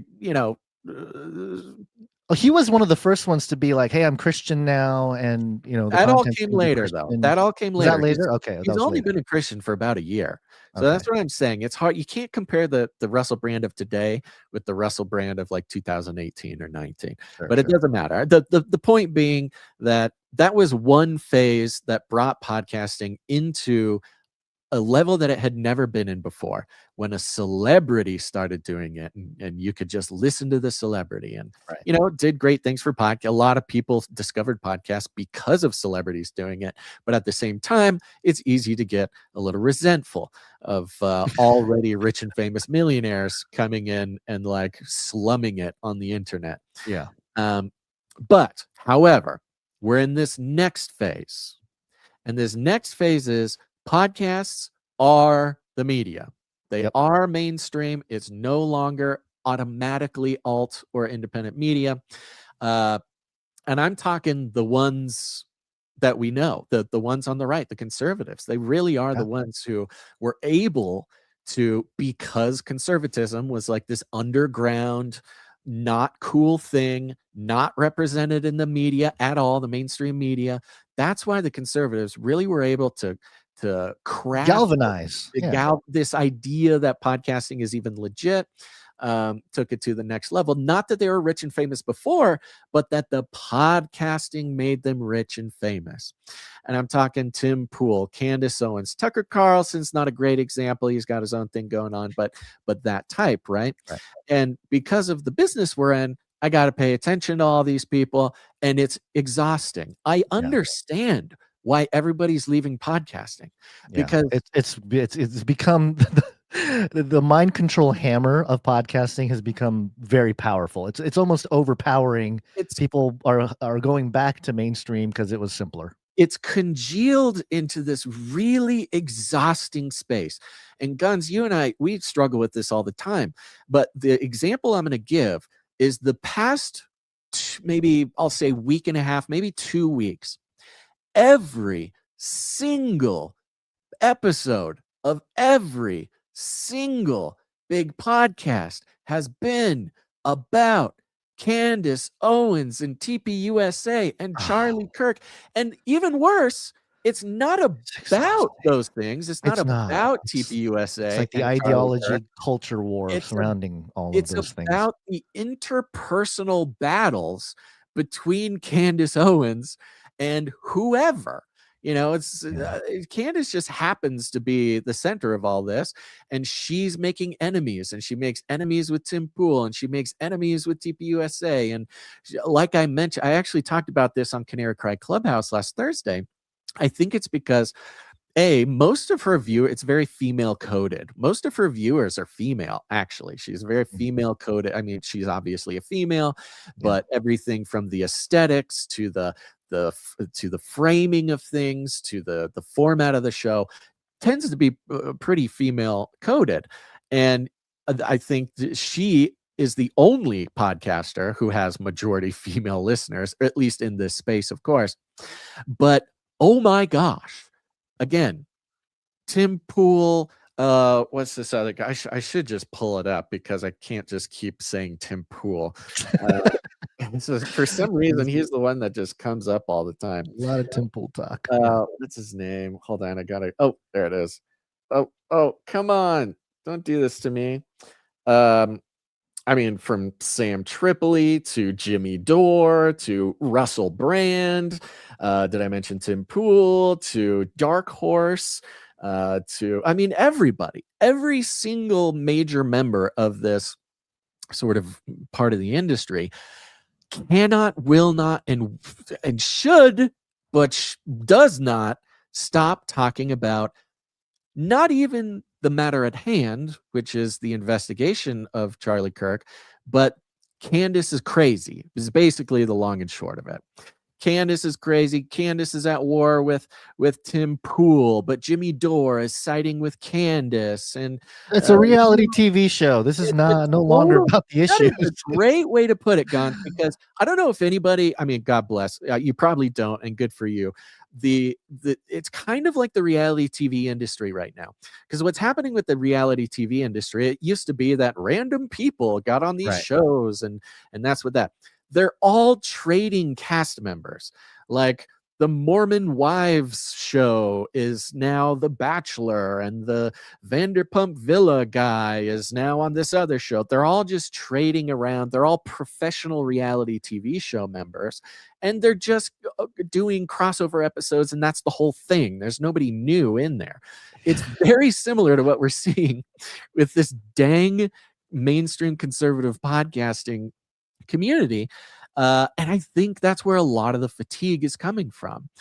Now, we struggle with it all the time, being like, well, should we talk about this thing with Candace? Because like other people are, and they have lots of listeners. So obviously somebody wants to talk about Candace. Or what about this new detail in the Charlie Kirk assassination? Should we do that? I mean, again, every other person is doing it. So people must want to hear about it. But because of my fatigue with that whole scene, it just feels wrong. I'm like, no, I will die on this hill of not being like all those successful. I can relate to you, because I close out of X quite a bit, because when I hop on the timeline, it's a lot of Christians, a lot of Christian content creators with an opinion about either for Candace Owens or against it, and it is exhausting. Yeah, it's absolutely exhausting. And I'm not saying it's not an important conversation, because I think for the generation that's new to all this stuff, this might be the most important thing right now. Right now, this is the critical mass of and they're going to feel that way because we did. I know I did at certain points. The news of Candace getting in a fight with Ben Shapiro and Steven Crowder taking somebody's side, and they're all I got text creating- messages. I got screenshots of text They're- messages. They're sort of it's sort of devolving. I don't think it's evolving. It's No, it is devolving devolving. You're into right. one giant sort of reality TV show, but it's spread throughout like 12 different shows, right? It's all Yeah. happening. They're all talking about the same thing, and they're the ones making all the money. So I mean, what do we do? But at the same time, the industry is kind of getting totally destroyed, which I'm not actually totally against. You know Look, why? Because you know who's gonna be there when this whole thing is in shambles and it's a dystopic wasteland. It's Canary Cry. We're gonna be sitting there. We're gonna be like, we told you. We told you made it this is a this bad long. idea. We've made it this long. We have decided to separate ourselves from that entire, we've economic decoupled from system. We're all- yeah. decoupled. We have like, I mean, the overhead compared to these big shows is insane.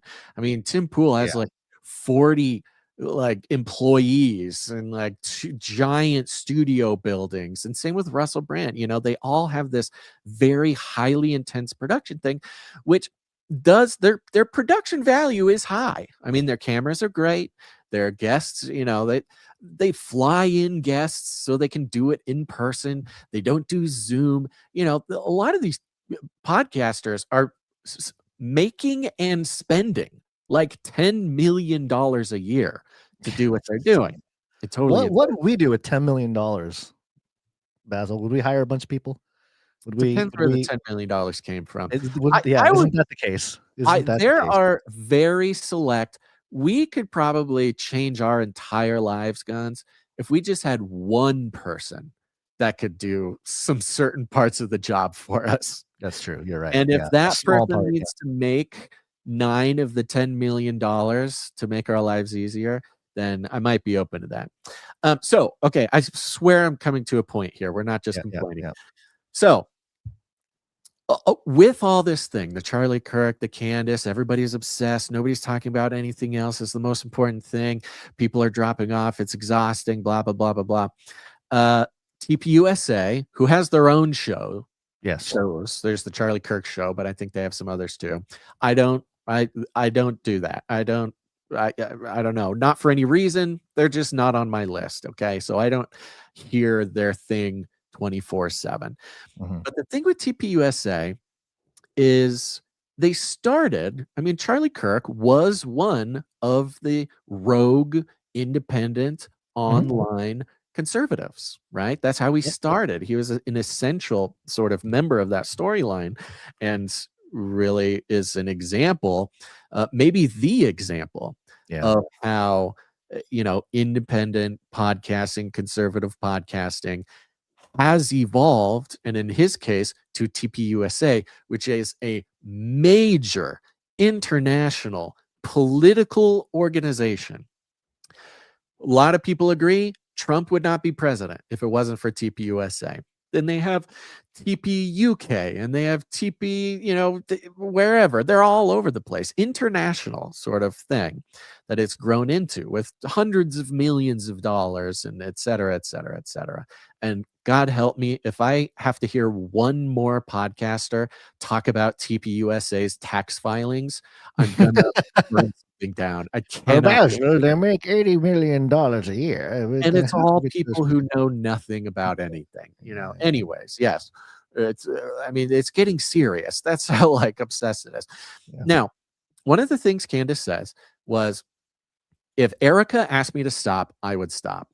That's what she said early on, and up until recently, we had never heard Erika say to stop. I mean, TPUSA has been not really responding to Candace, which makes everybody more suspicious. TPUSA is really kind of, getting into a phalanx mode, and now they have a bunch of pastors and stuff. They've really turned into this almost religious organization, and they've turtle shelled really against the Candace thing. And there's a whole bunch of weird stuff going on there. Not going to get into it.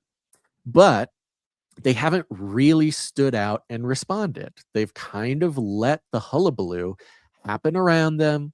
They're kind of staying out of it. They're kind of, saying as little as they can to just keep moving until Erika Kirk showed up on Fox News.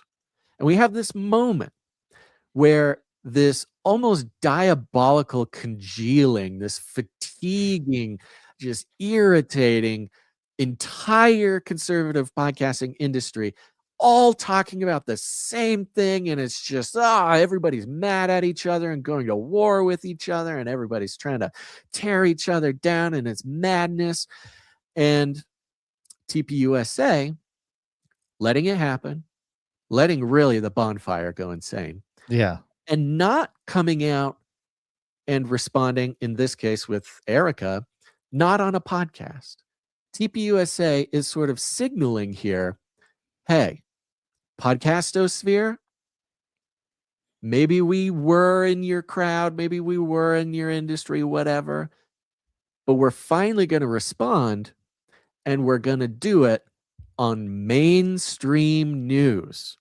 She goes on Fox News. Now, Murdoch's. People who watch mainstream news, all of them, not just Fox, all of them, are the average age of about 70 years old. So it's the same.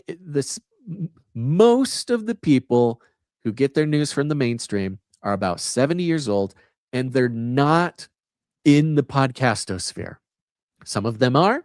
I know we have some great mature people who listen to this show, but as a population, they're locked in on mainstream media. Very few of them are over the independent. Are they the boomers? The boomers, and they have all the money too? Is that? Yeah, I guess boomers are 70 now. Yeah, that's weird to think, but the boomers are about 70.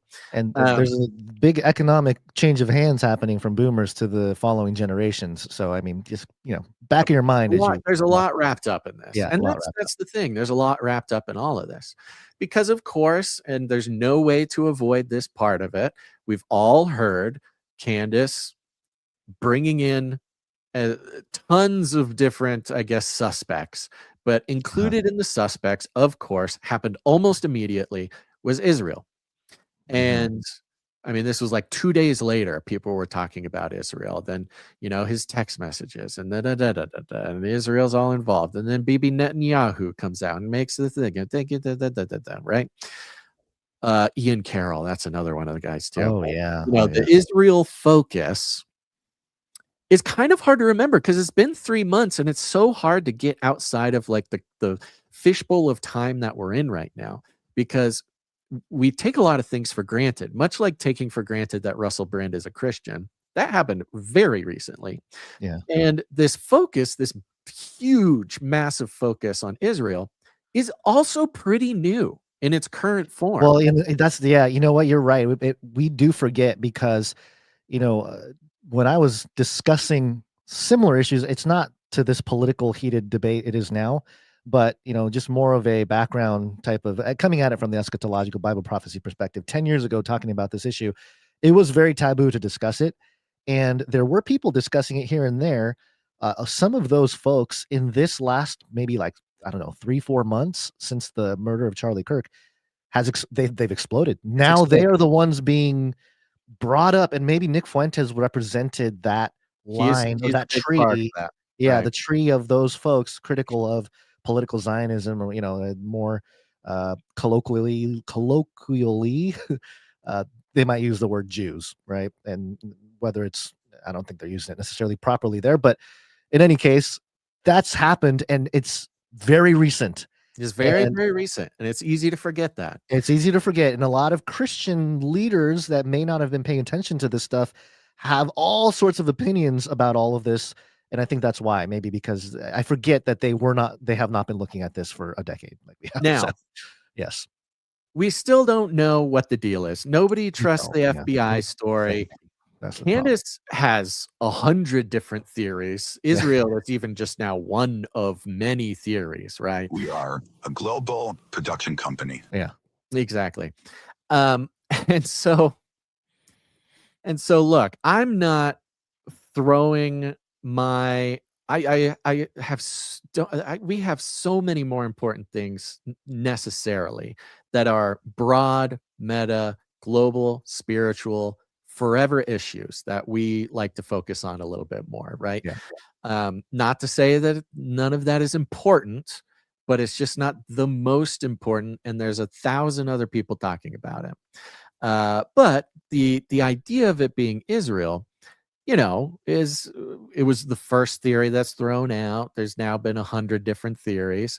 TPUSA has both been, or has been both, or depending on how you look at it, has been one or the other, either very quiet, maybe suspiciously quiet, or kind of, I don't know if dishonest is the right word, but suspicious, just suspicious in the way that they're, answering or not answering certain questions. But now Erika Kirk goes on Fox, and here's just 1 minute, and this is her response. This is technically the moment that Candace says, if Erika says stop, that she would stop. But Erika, instead of putting out a podcast or a post or something like that, she goes on Fox News, delivering this message to Candace Owens and others in her group on the mainstream media, to probably a bunch of 70-year-olds who probably don't know what's going on and how crazy it is. My question is, does it matter if they know or not? I don't know. We'll figure that out. But here's Erika Kirk on Fox. After me, call me names, I don't care. Call me what you want, go down that rabbit hole, whatever. But when you go after my family, my Turning Point USA family, my Charlie Kirk Show family, when you go after the people that I love, and you're making hundreds and thousands of dollars every single episode, more than that, going after the people that I love because somehow they're in on this, no. I have to say it. I've never seen you like this. No, this is righteous anger because this is not okay. It's not healthy. This is a mind virus. Yes, I believe in our judicial system. I do. We have a hell of a teamwork. What? Stop it for a second. Okay. Just for fun, okay. You just got to notice in her response, if you want to back it up to about 39 seconds. Just know, this is just, look, we're just analyzing the news here. Okay. She gets a little tongue-tied. She does put a real emphasis on one part of that word. Let's do it. Yes, I believe in our judicial system. Judicial system. Judicial system. Oh, you got the ISO. Okay. Judicial system. Okay, look, I don't know. I'm not taking any sides. I'm just saying it was an unfortunate tongue-tied moment for Is this what they call a Freudian slip? Is this what they call? Is this a spiritual leaking through? She's spiritually leaking like a loose faucet. I don't know what's going on. It's a hard word to pronounce, Gons, and you gotta spell it out phonetically sometimes. The judicial system. Just got to point that out. I don't know which side of the fence I land on, but it was just all things considered. And you got to remember, when it comes to the mainstream and analyzing this sort of mainstream thing, I'm certainly not saying she did it on purpose. It is an unfortunate piece of tongue-tied speaking. But bigger, broader things are often revealed on accident. And I'm just waiting for that particular clip to show up on Candace Owens' show.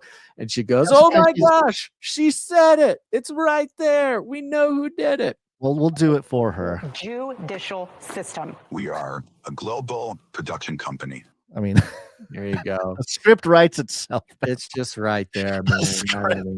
Writes itself.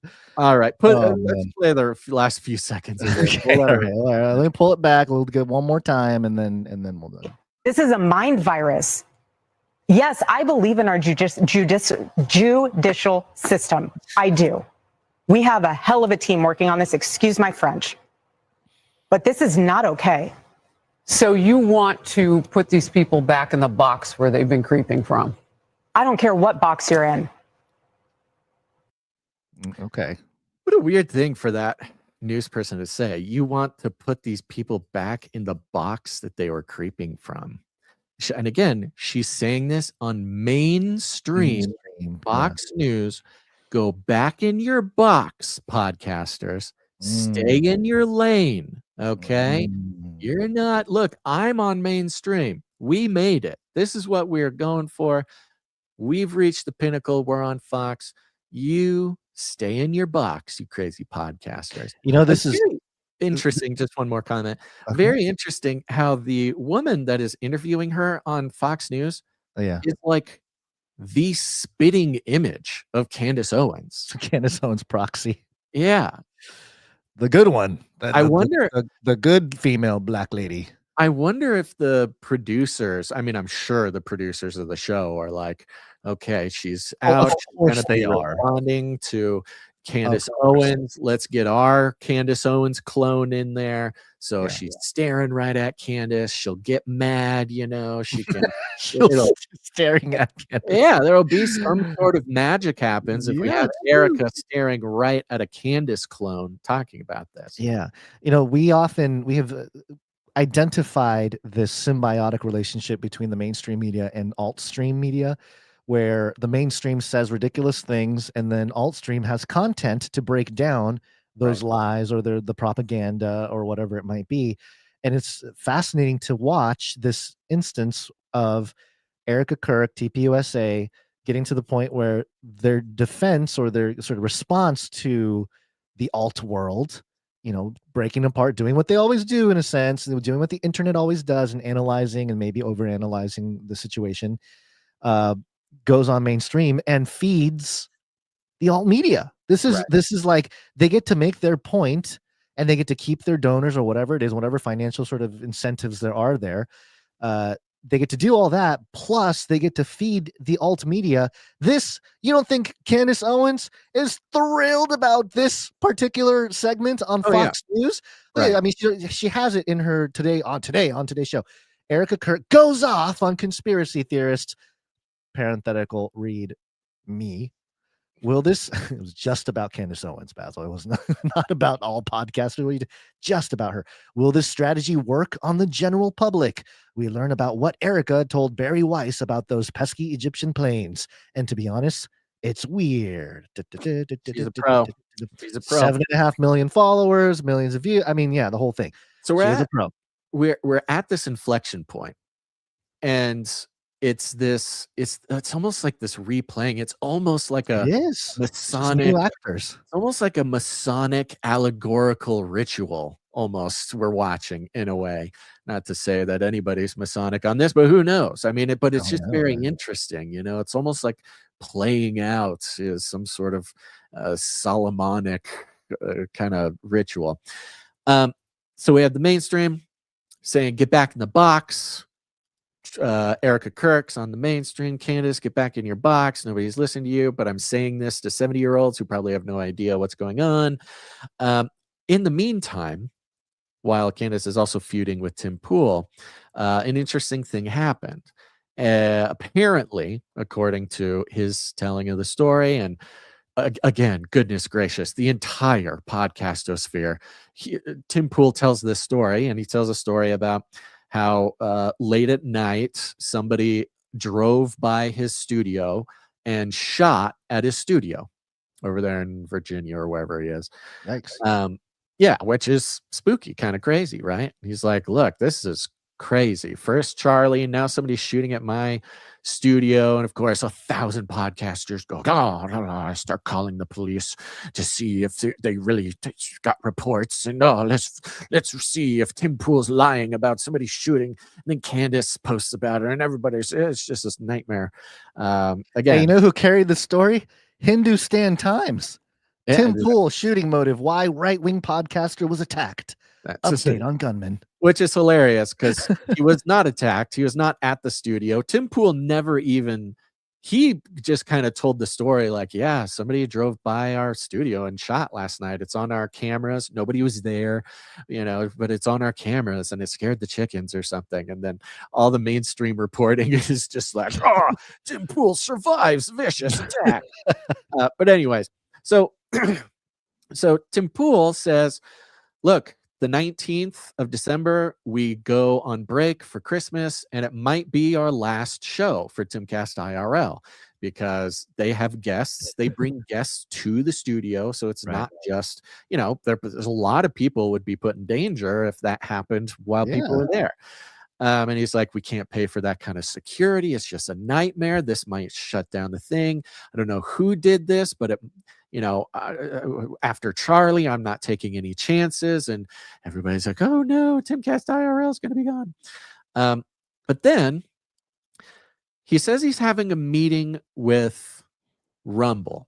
And when he says he's having a meeting with Rumble, what he means is he's talking about the Rumble lineup in quotes. Rumble, by the way, lots of shares owned by BlackRock and State Street and all of these big Wall Street guys. So yeah, we were all told this is the conservative, future of media. Get off YouTube, get off woke YouTube, get on Rumble.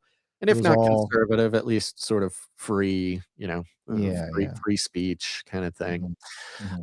So the Rumble lineup, if you don't know, Rumble plays a live feed on their front page.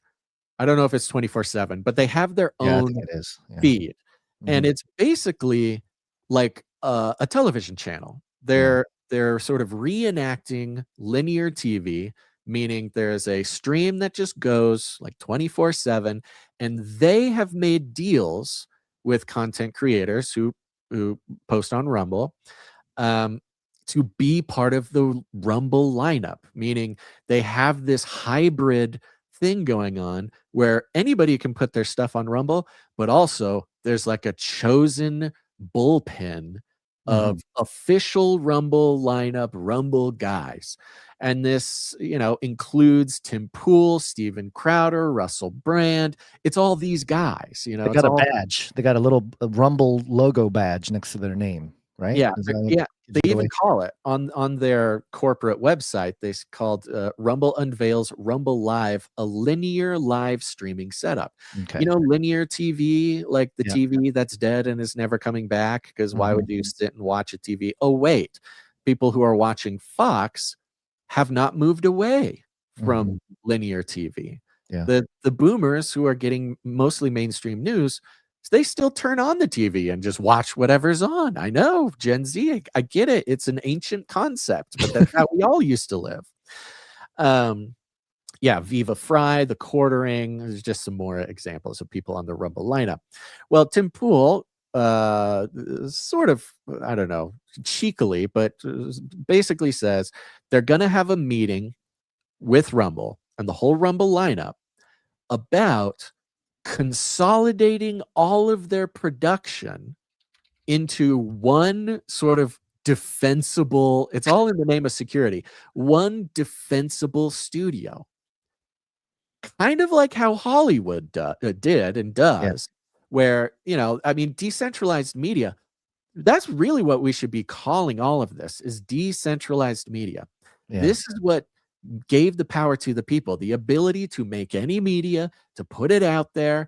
Nobody, it's made in a million different places. There's a million different houses and studios and garages where this media is created and it's put out there, and there's not one media company that controls it all. Well, Rumble, free speech Rumble, who is the pinnacle of decentralized media. We won't ban anybody. You can stay on forever. Well, they're transitioning back to a linear television style. They're re-centralizing. They're taking the guys, the sort of stars of decentralized alt media, and bringing them. They're talking. We don't know if it's going to happen for sure, but this is the impression that's being given, is they will be talking about basically creating like a Warner Brothers lot. If Right. A anybody's been to- fortress. The content making fortress. Right. If anybody's been to Hollywood or LA, you got your Warner Brothers lot, you got your Paramount lot, and they're basically, like you say, fortresses. They're like the closest thing that we have to like castles in this country. Yeah. And, there'll be 100 movies all shooting at the same time on this one complex, and it has a wall around it, and it has guards, and it has snipers on towers, and it has, whatever. And so because of the Tim Pool incident, there's now talk about taking, maybe it's more too. I don't know if it could be more, could be less, but they're at least talking with the Rumble lineup, which is about a dozen people, about coming together in Florida, making a compound, re-centralizing conservative media. I'll say in this case, re-centralizing conservative media, and paying one security company $1 million a year instead of all these guys having to pay their own $1 million a year for security, because they really do. I mean, the level of security that Tim Pool needs, apparently, or at least has, it's in the 7 figures a year just for the guys with guns, of which there are many. At least that's what he says, etc. So we're moving. We're the cycle of time, Gons, the grand cycle of time, watching the rise and fall of centralized media, the rise of decentralized media, back to the fall to centralized media, whether it's Erika Kirk going on to Fox News as a show of force against Candace, or it's the Rumble, freedom of speech Rumble, re-centralizing into a Hollywood-style compounder studio to run a linear stream for 24 hours a day. We're in a very, very interesting period. And on top of that, Gons, we're starting to get some mainstream podcast awards, not just an iHeartRadio award, not just a Podcasty award, but podcasts as a medium starting to get recognized in the sort of Hollywood entertainment, legacy, institutional controlled media space. Yeah. So this is coming from Vanity Fair. And the headline here is conservative podcasters got shut out of controversial new Golden Globe category.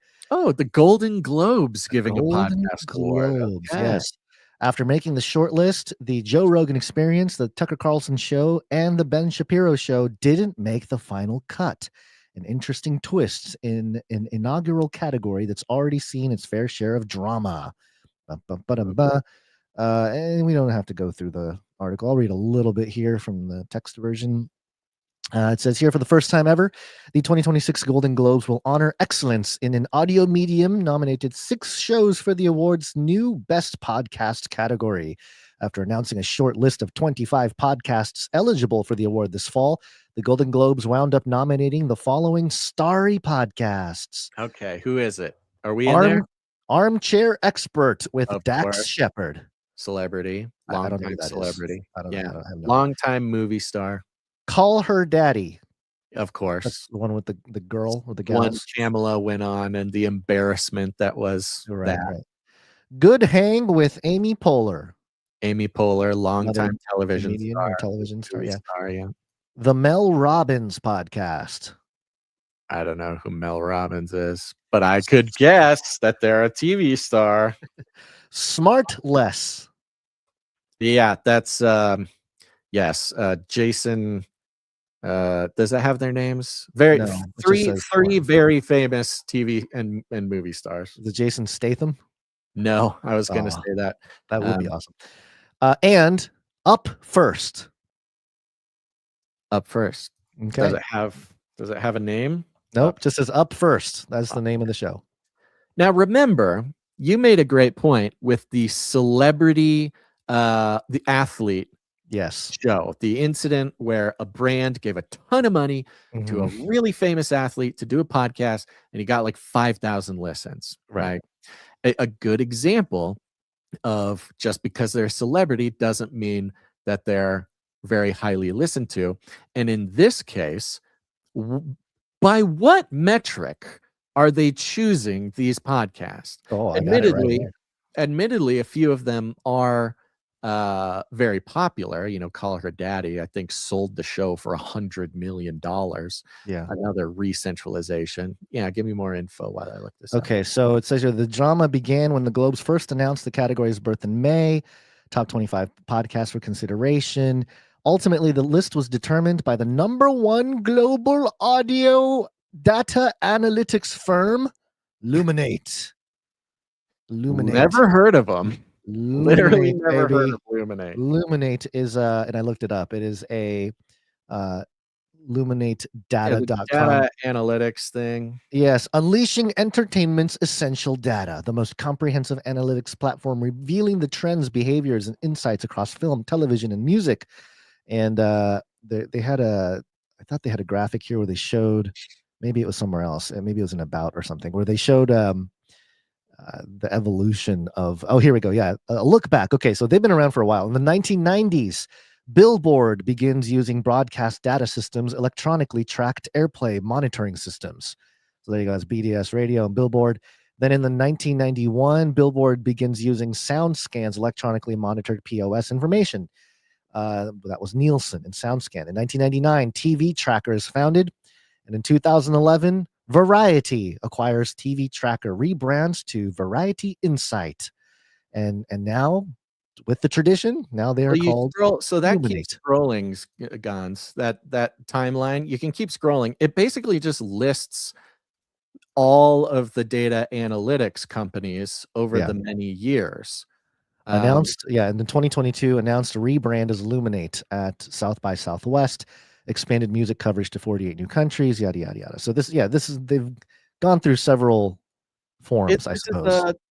What's a cabal? It is a cabal, of data analytics, which controls the money, controls entertainment, entertainment analytics industry, right? Okay, yeah. So yeah, they chose they are the kingmakers apparently. Did they say how they chose it? Did they say? Oh yeah, right here. They measured the popularity of potential honorees based on stats like downloads, revenue, and chart placement. Which, by the way, if you're talking about no possible way that they outdid, I was gonna say there's no way those 6 podcasts in the on the final list profited or out revenued Joe Rogan or Ben Shapiro or Candace Owens. There's I mean, I don't know about the others, but the fact that Joe Rogan's not even on the list shows that this is not an objective quantitative list. This is the establishment, Hollywood establishment, entertainment media, again, centralizing their own institutions in these things. I get it. Somebody complained that Joe Rogan wasn't on there. Yeah, some people did, but here I have this other part from the article. Once the eligible players were set, campaigning for one of the categories' 6 coveted spots began. Historically, the Golden Globes have been no stranger to scandal and accusations of fostering a pay-to-play ethos, and the podcast award was no exception to that.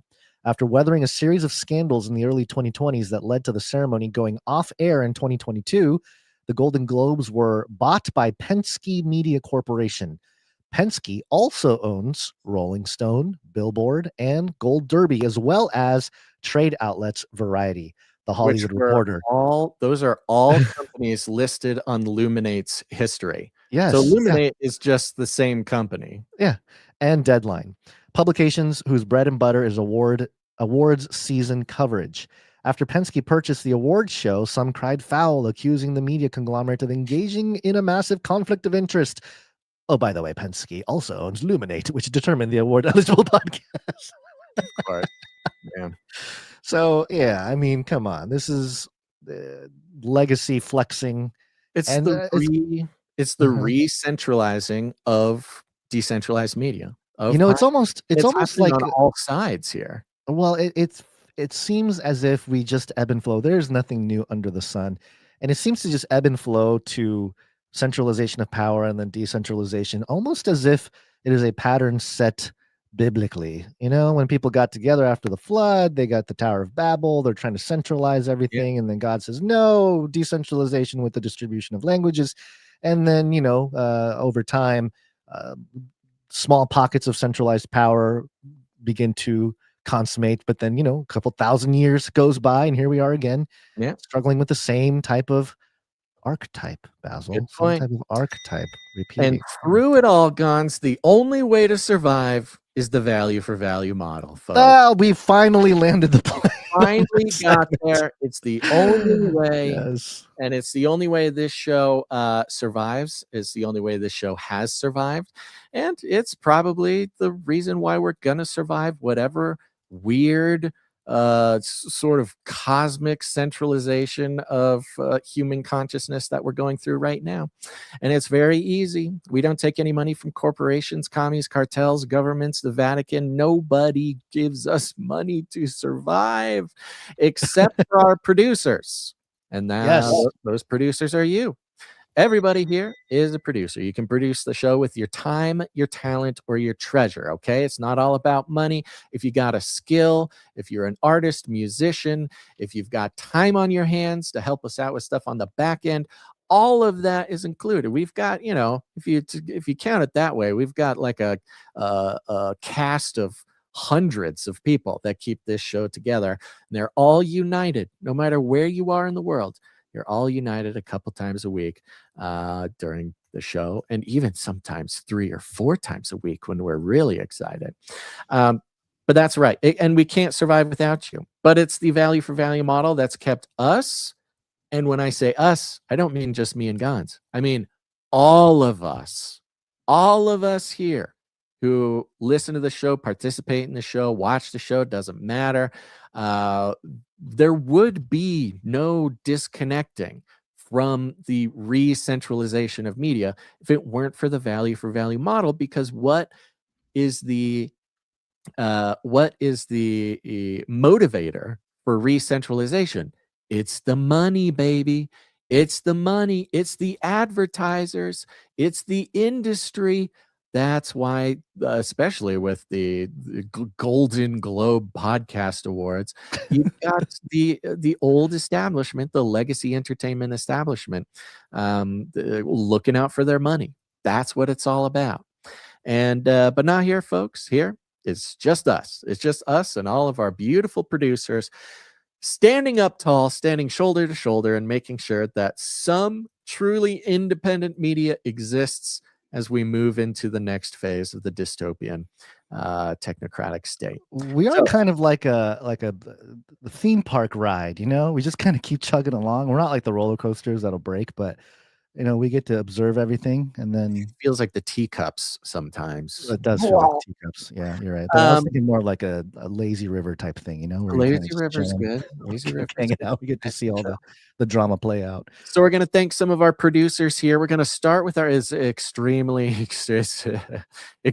short list of producers today, but we did have an executive producer come in and save the day. And I want to thank this executive producer, Chelsea S. Thank you very much. Chelsea S. coming in.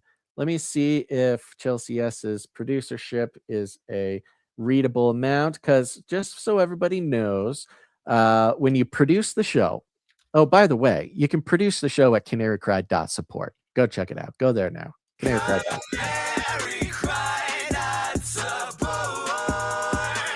When you do produce the show, there's lots of options there, fun options, 3333, 1111, 7777, have some fun with the number, whatever. If you come in with a nice round number, a nice solid round number, like on the 10 or something, that's you telling us I'd prefer we don't disclose the amount on the show, because we respect as much privacy as anybody wants. If you don't mind us disclosing the number, you make it something funky, you know, put 33 cents on there, 1234, 1984, you know, pick a date, pick a whatever.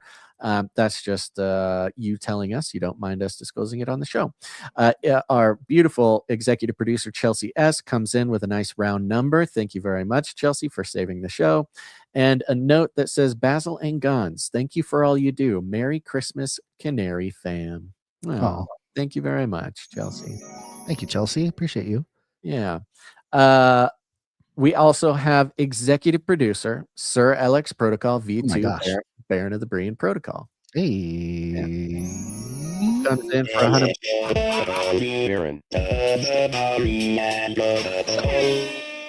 Comes in for $100.33. Illuminatus! He's on a 446 episode streak supporting the show, and this is his 100th executive producer streak. 100 executive streak. Hey, you said it was his 446th overall? Yes. Did we give him 444? Yes, of course we did. We did? Okay, I don't remember. We did. All right, good. 100 episodes executive Woo! producing in a row. Wow. Thank you very much, Sir LX Protocol V2 Baron of the Breen Protocol. Amazing. Thank you so And much. everybody out there should thank our executive producers today because they are the only ones who produce the show. Well, over $7.77. Thank you.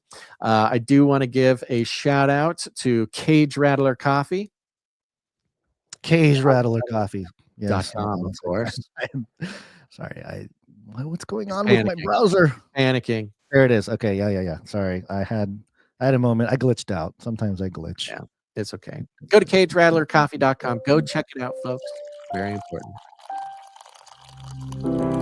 Cage Rattler Coffee, where value for value never tasted so good. That's right. Cage Rattler Coffee is coffee roasted in small batches by Canarians, procured by Canarians, packaged and shipped by Canarians. And a small portion of every sale goes to support the show, which we're very grateful for.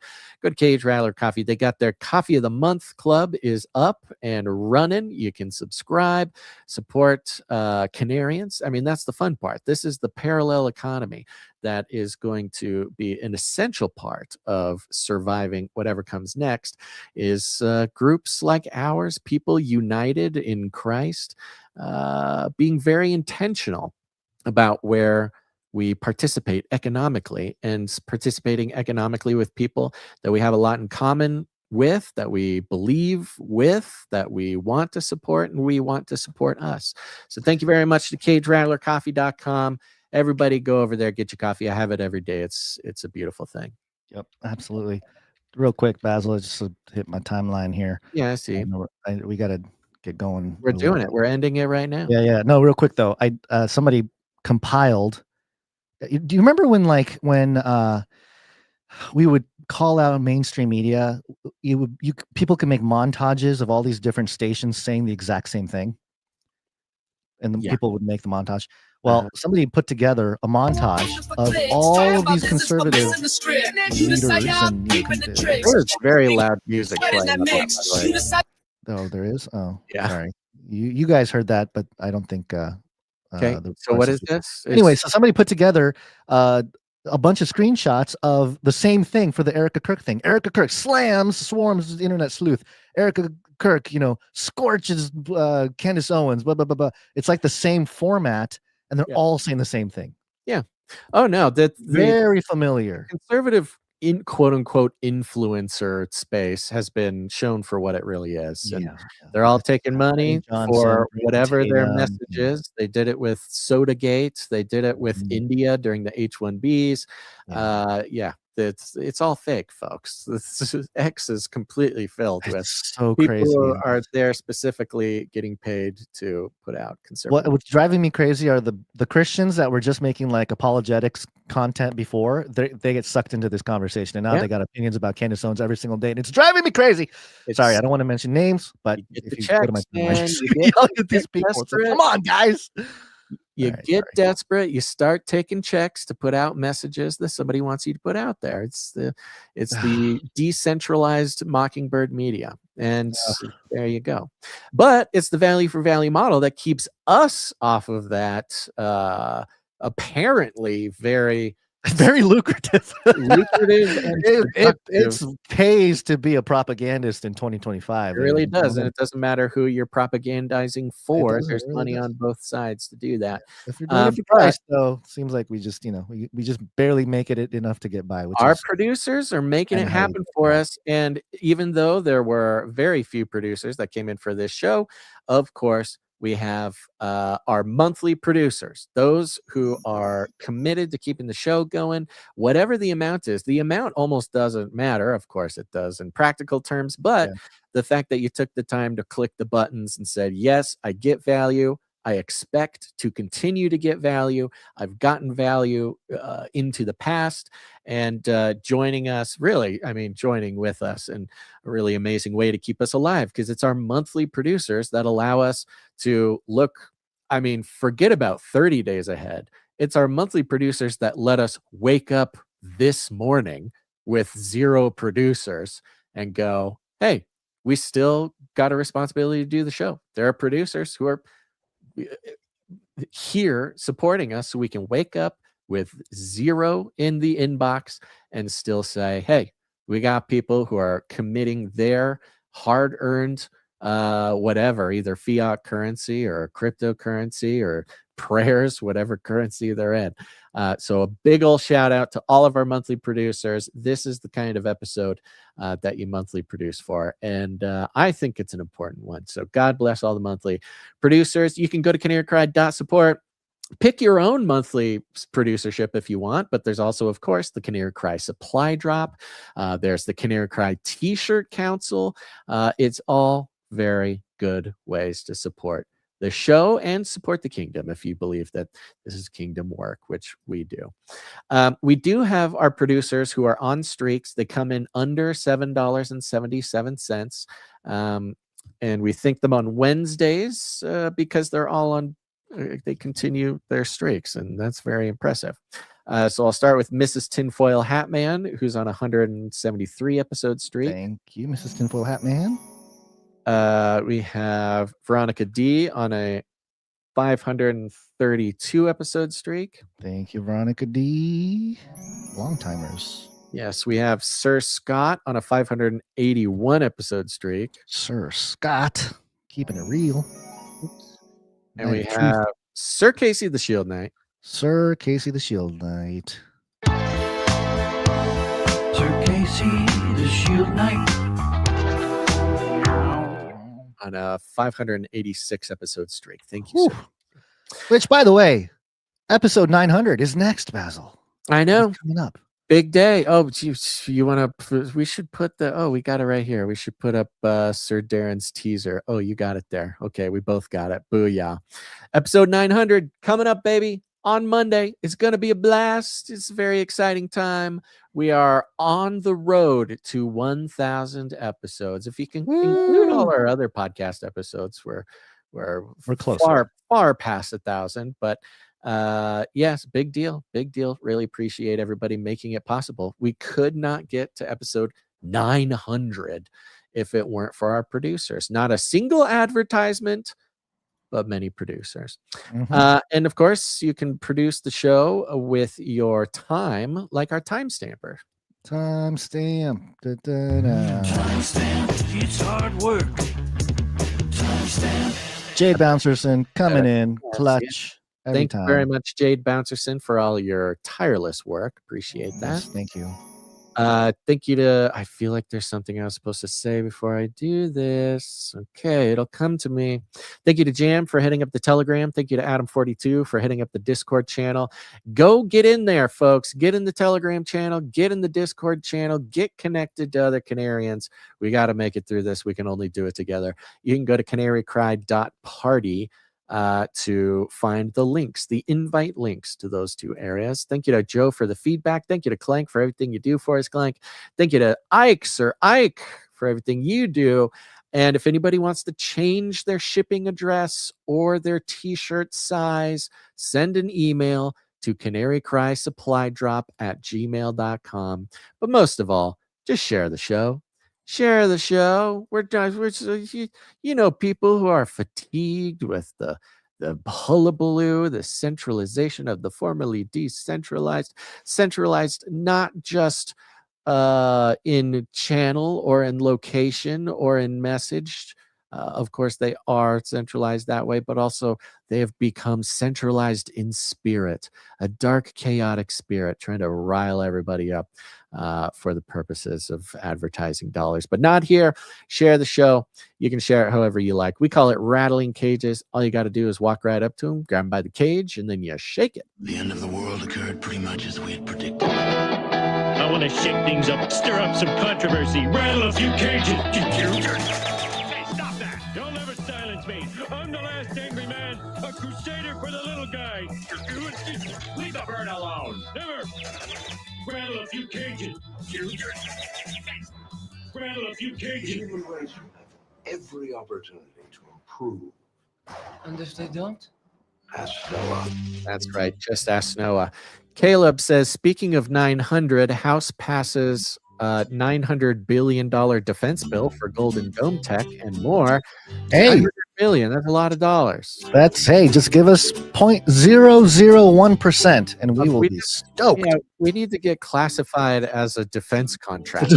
Yes, we are vital, essential work for issue. defense. Let's see here. Joyful Noise says instant Dame or Knight for 900 show. Honestly, usually we wait for the triple, the triple digit for the knighthood, but 999 is not going to be much of a discount for knighthood. So yeah, we'll do it at 900. Let's do it. If anybody wants to come in, you can get your Dame or knighthood for 900. That's $100 off. Awesome. Thank you. All right, everybody. Quick shout out. Yes, last quick shout out to Cassius and Lola. We see your art. Thank you for it. We're gonna thank you and show the art and share it on Monday on episode 900. So I didn't see their art before. Yeah. Yeah. Sorry, Cassius and Lola. We will do your art on Monday. Yep, we'll get there. I'm doing Canary Cry Clubhouse tomorrow. I will have 2 special guests with us, but call in, come hang out, fellowship with us. It's a very important time and people are loving the show, so you should. Thanks for listening to this episode of Canary Cry News Talk. Make sure to tune in next time, but until you do, think out the cage. Remember, reality is an illusion. The universe is a hologram. Buy gold. Buy! I want to shake things up, shake things up. I want to shake things up, shake things up. Leave the bird alone. I want to stir up some controversy. I want to rattle a few cages. I'm the last angry man. You'll never silence me. I'm the last angry man. I'm the last angry man. You'll never silence me. I'm the last angry man. A crusader for the little guy. Well, we'll see about that. Whatever, Illuminati. Value for value. We take no money from corporations, commies, or cartels. Canary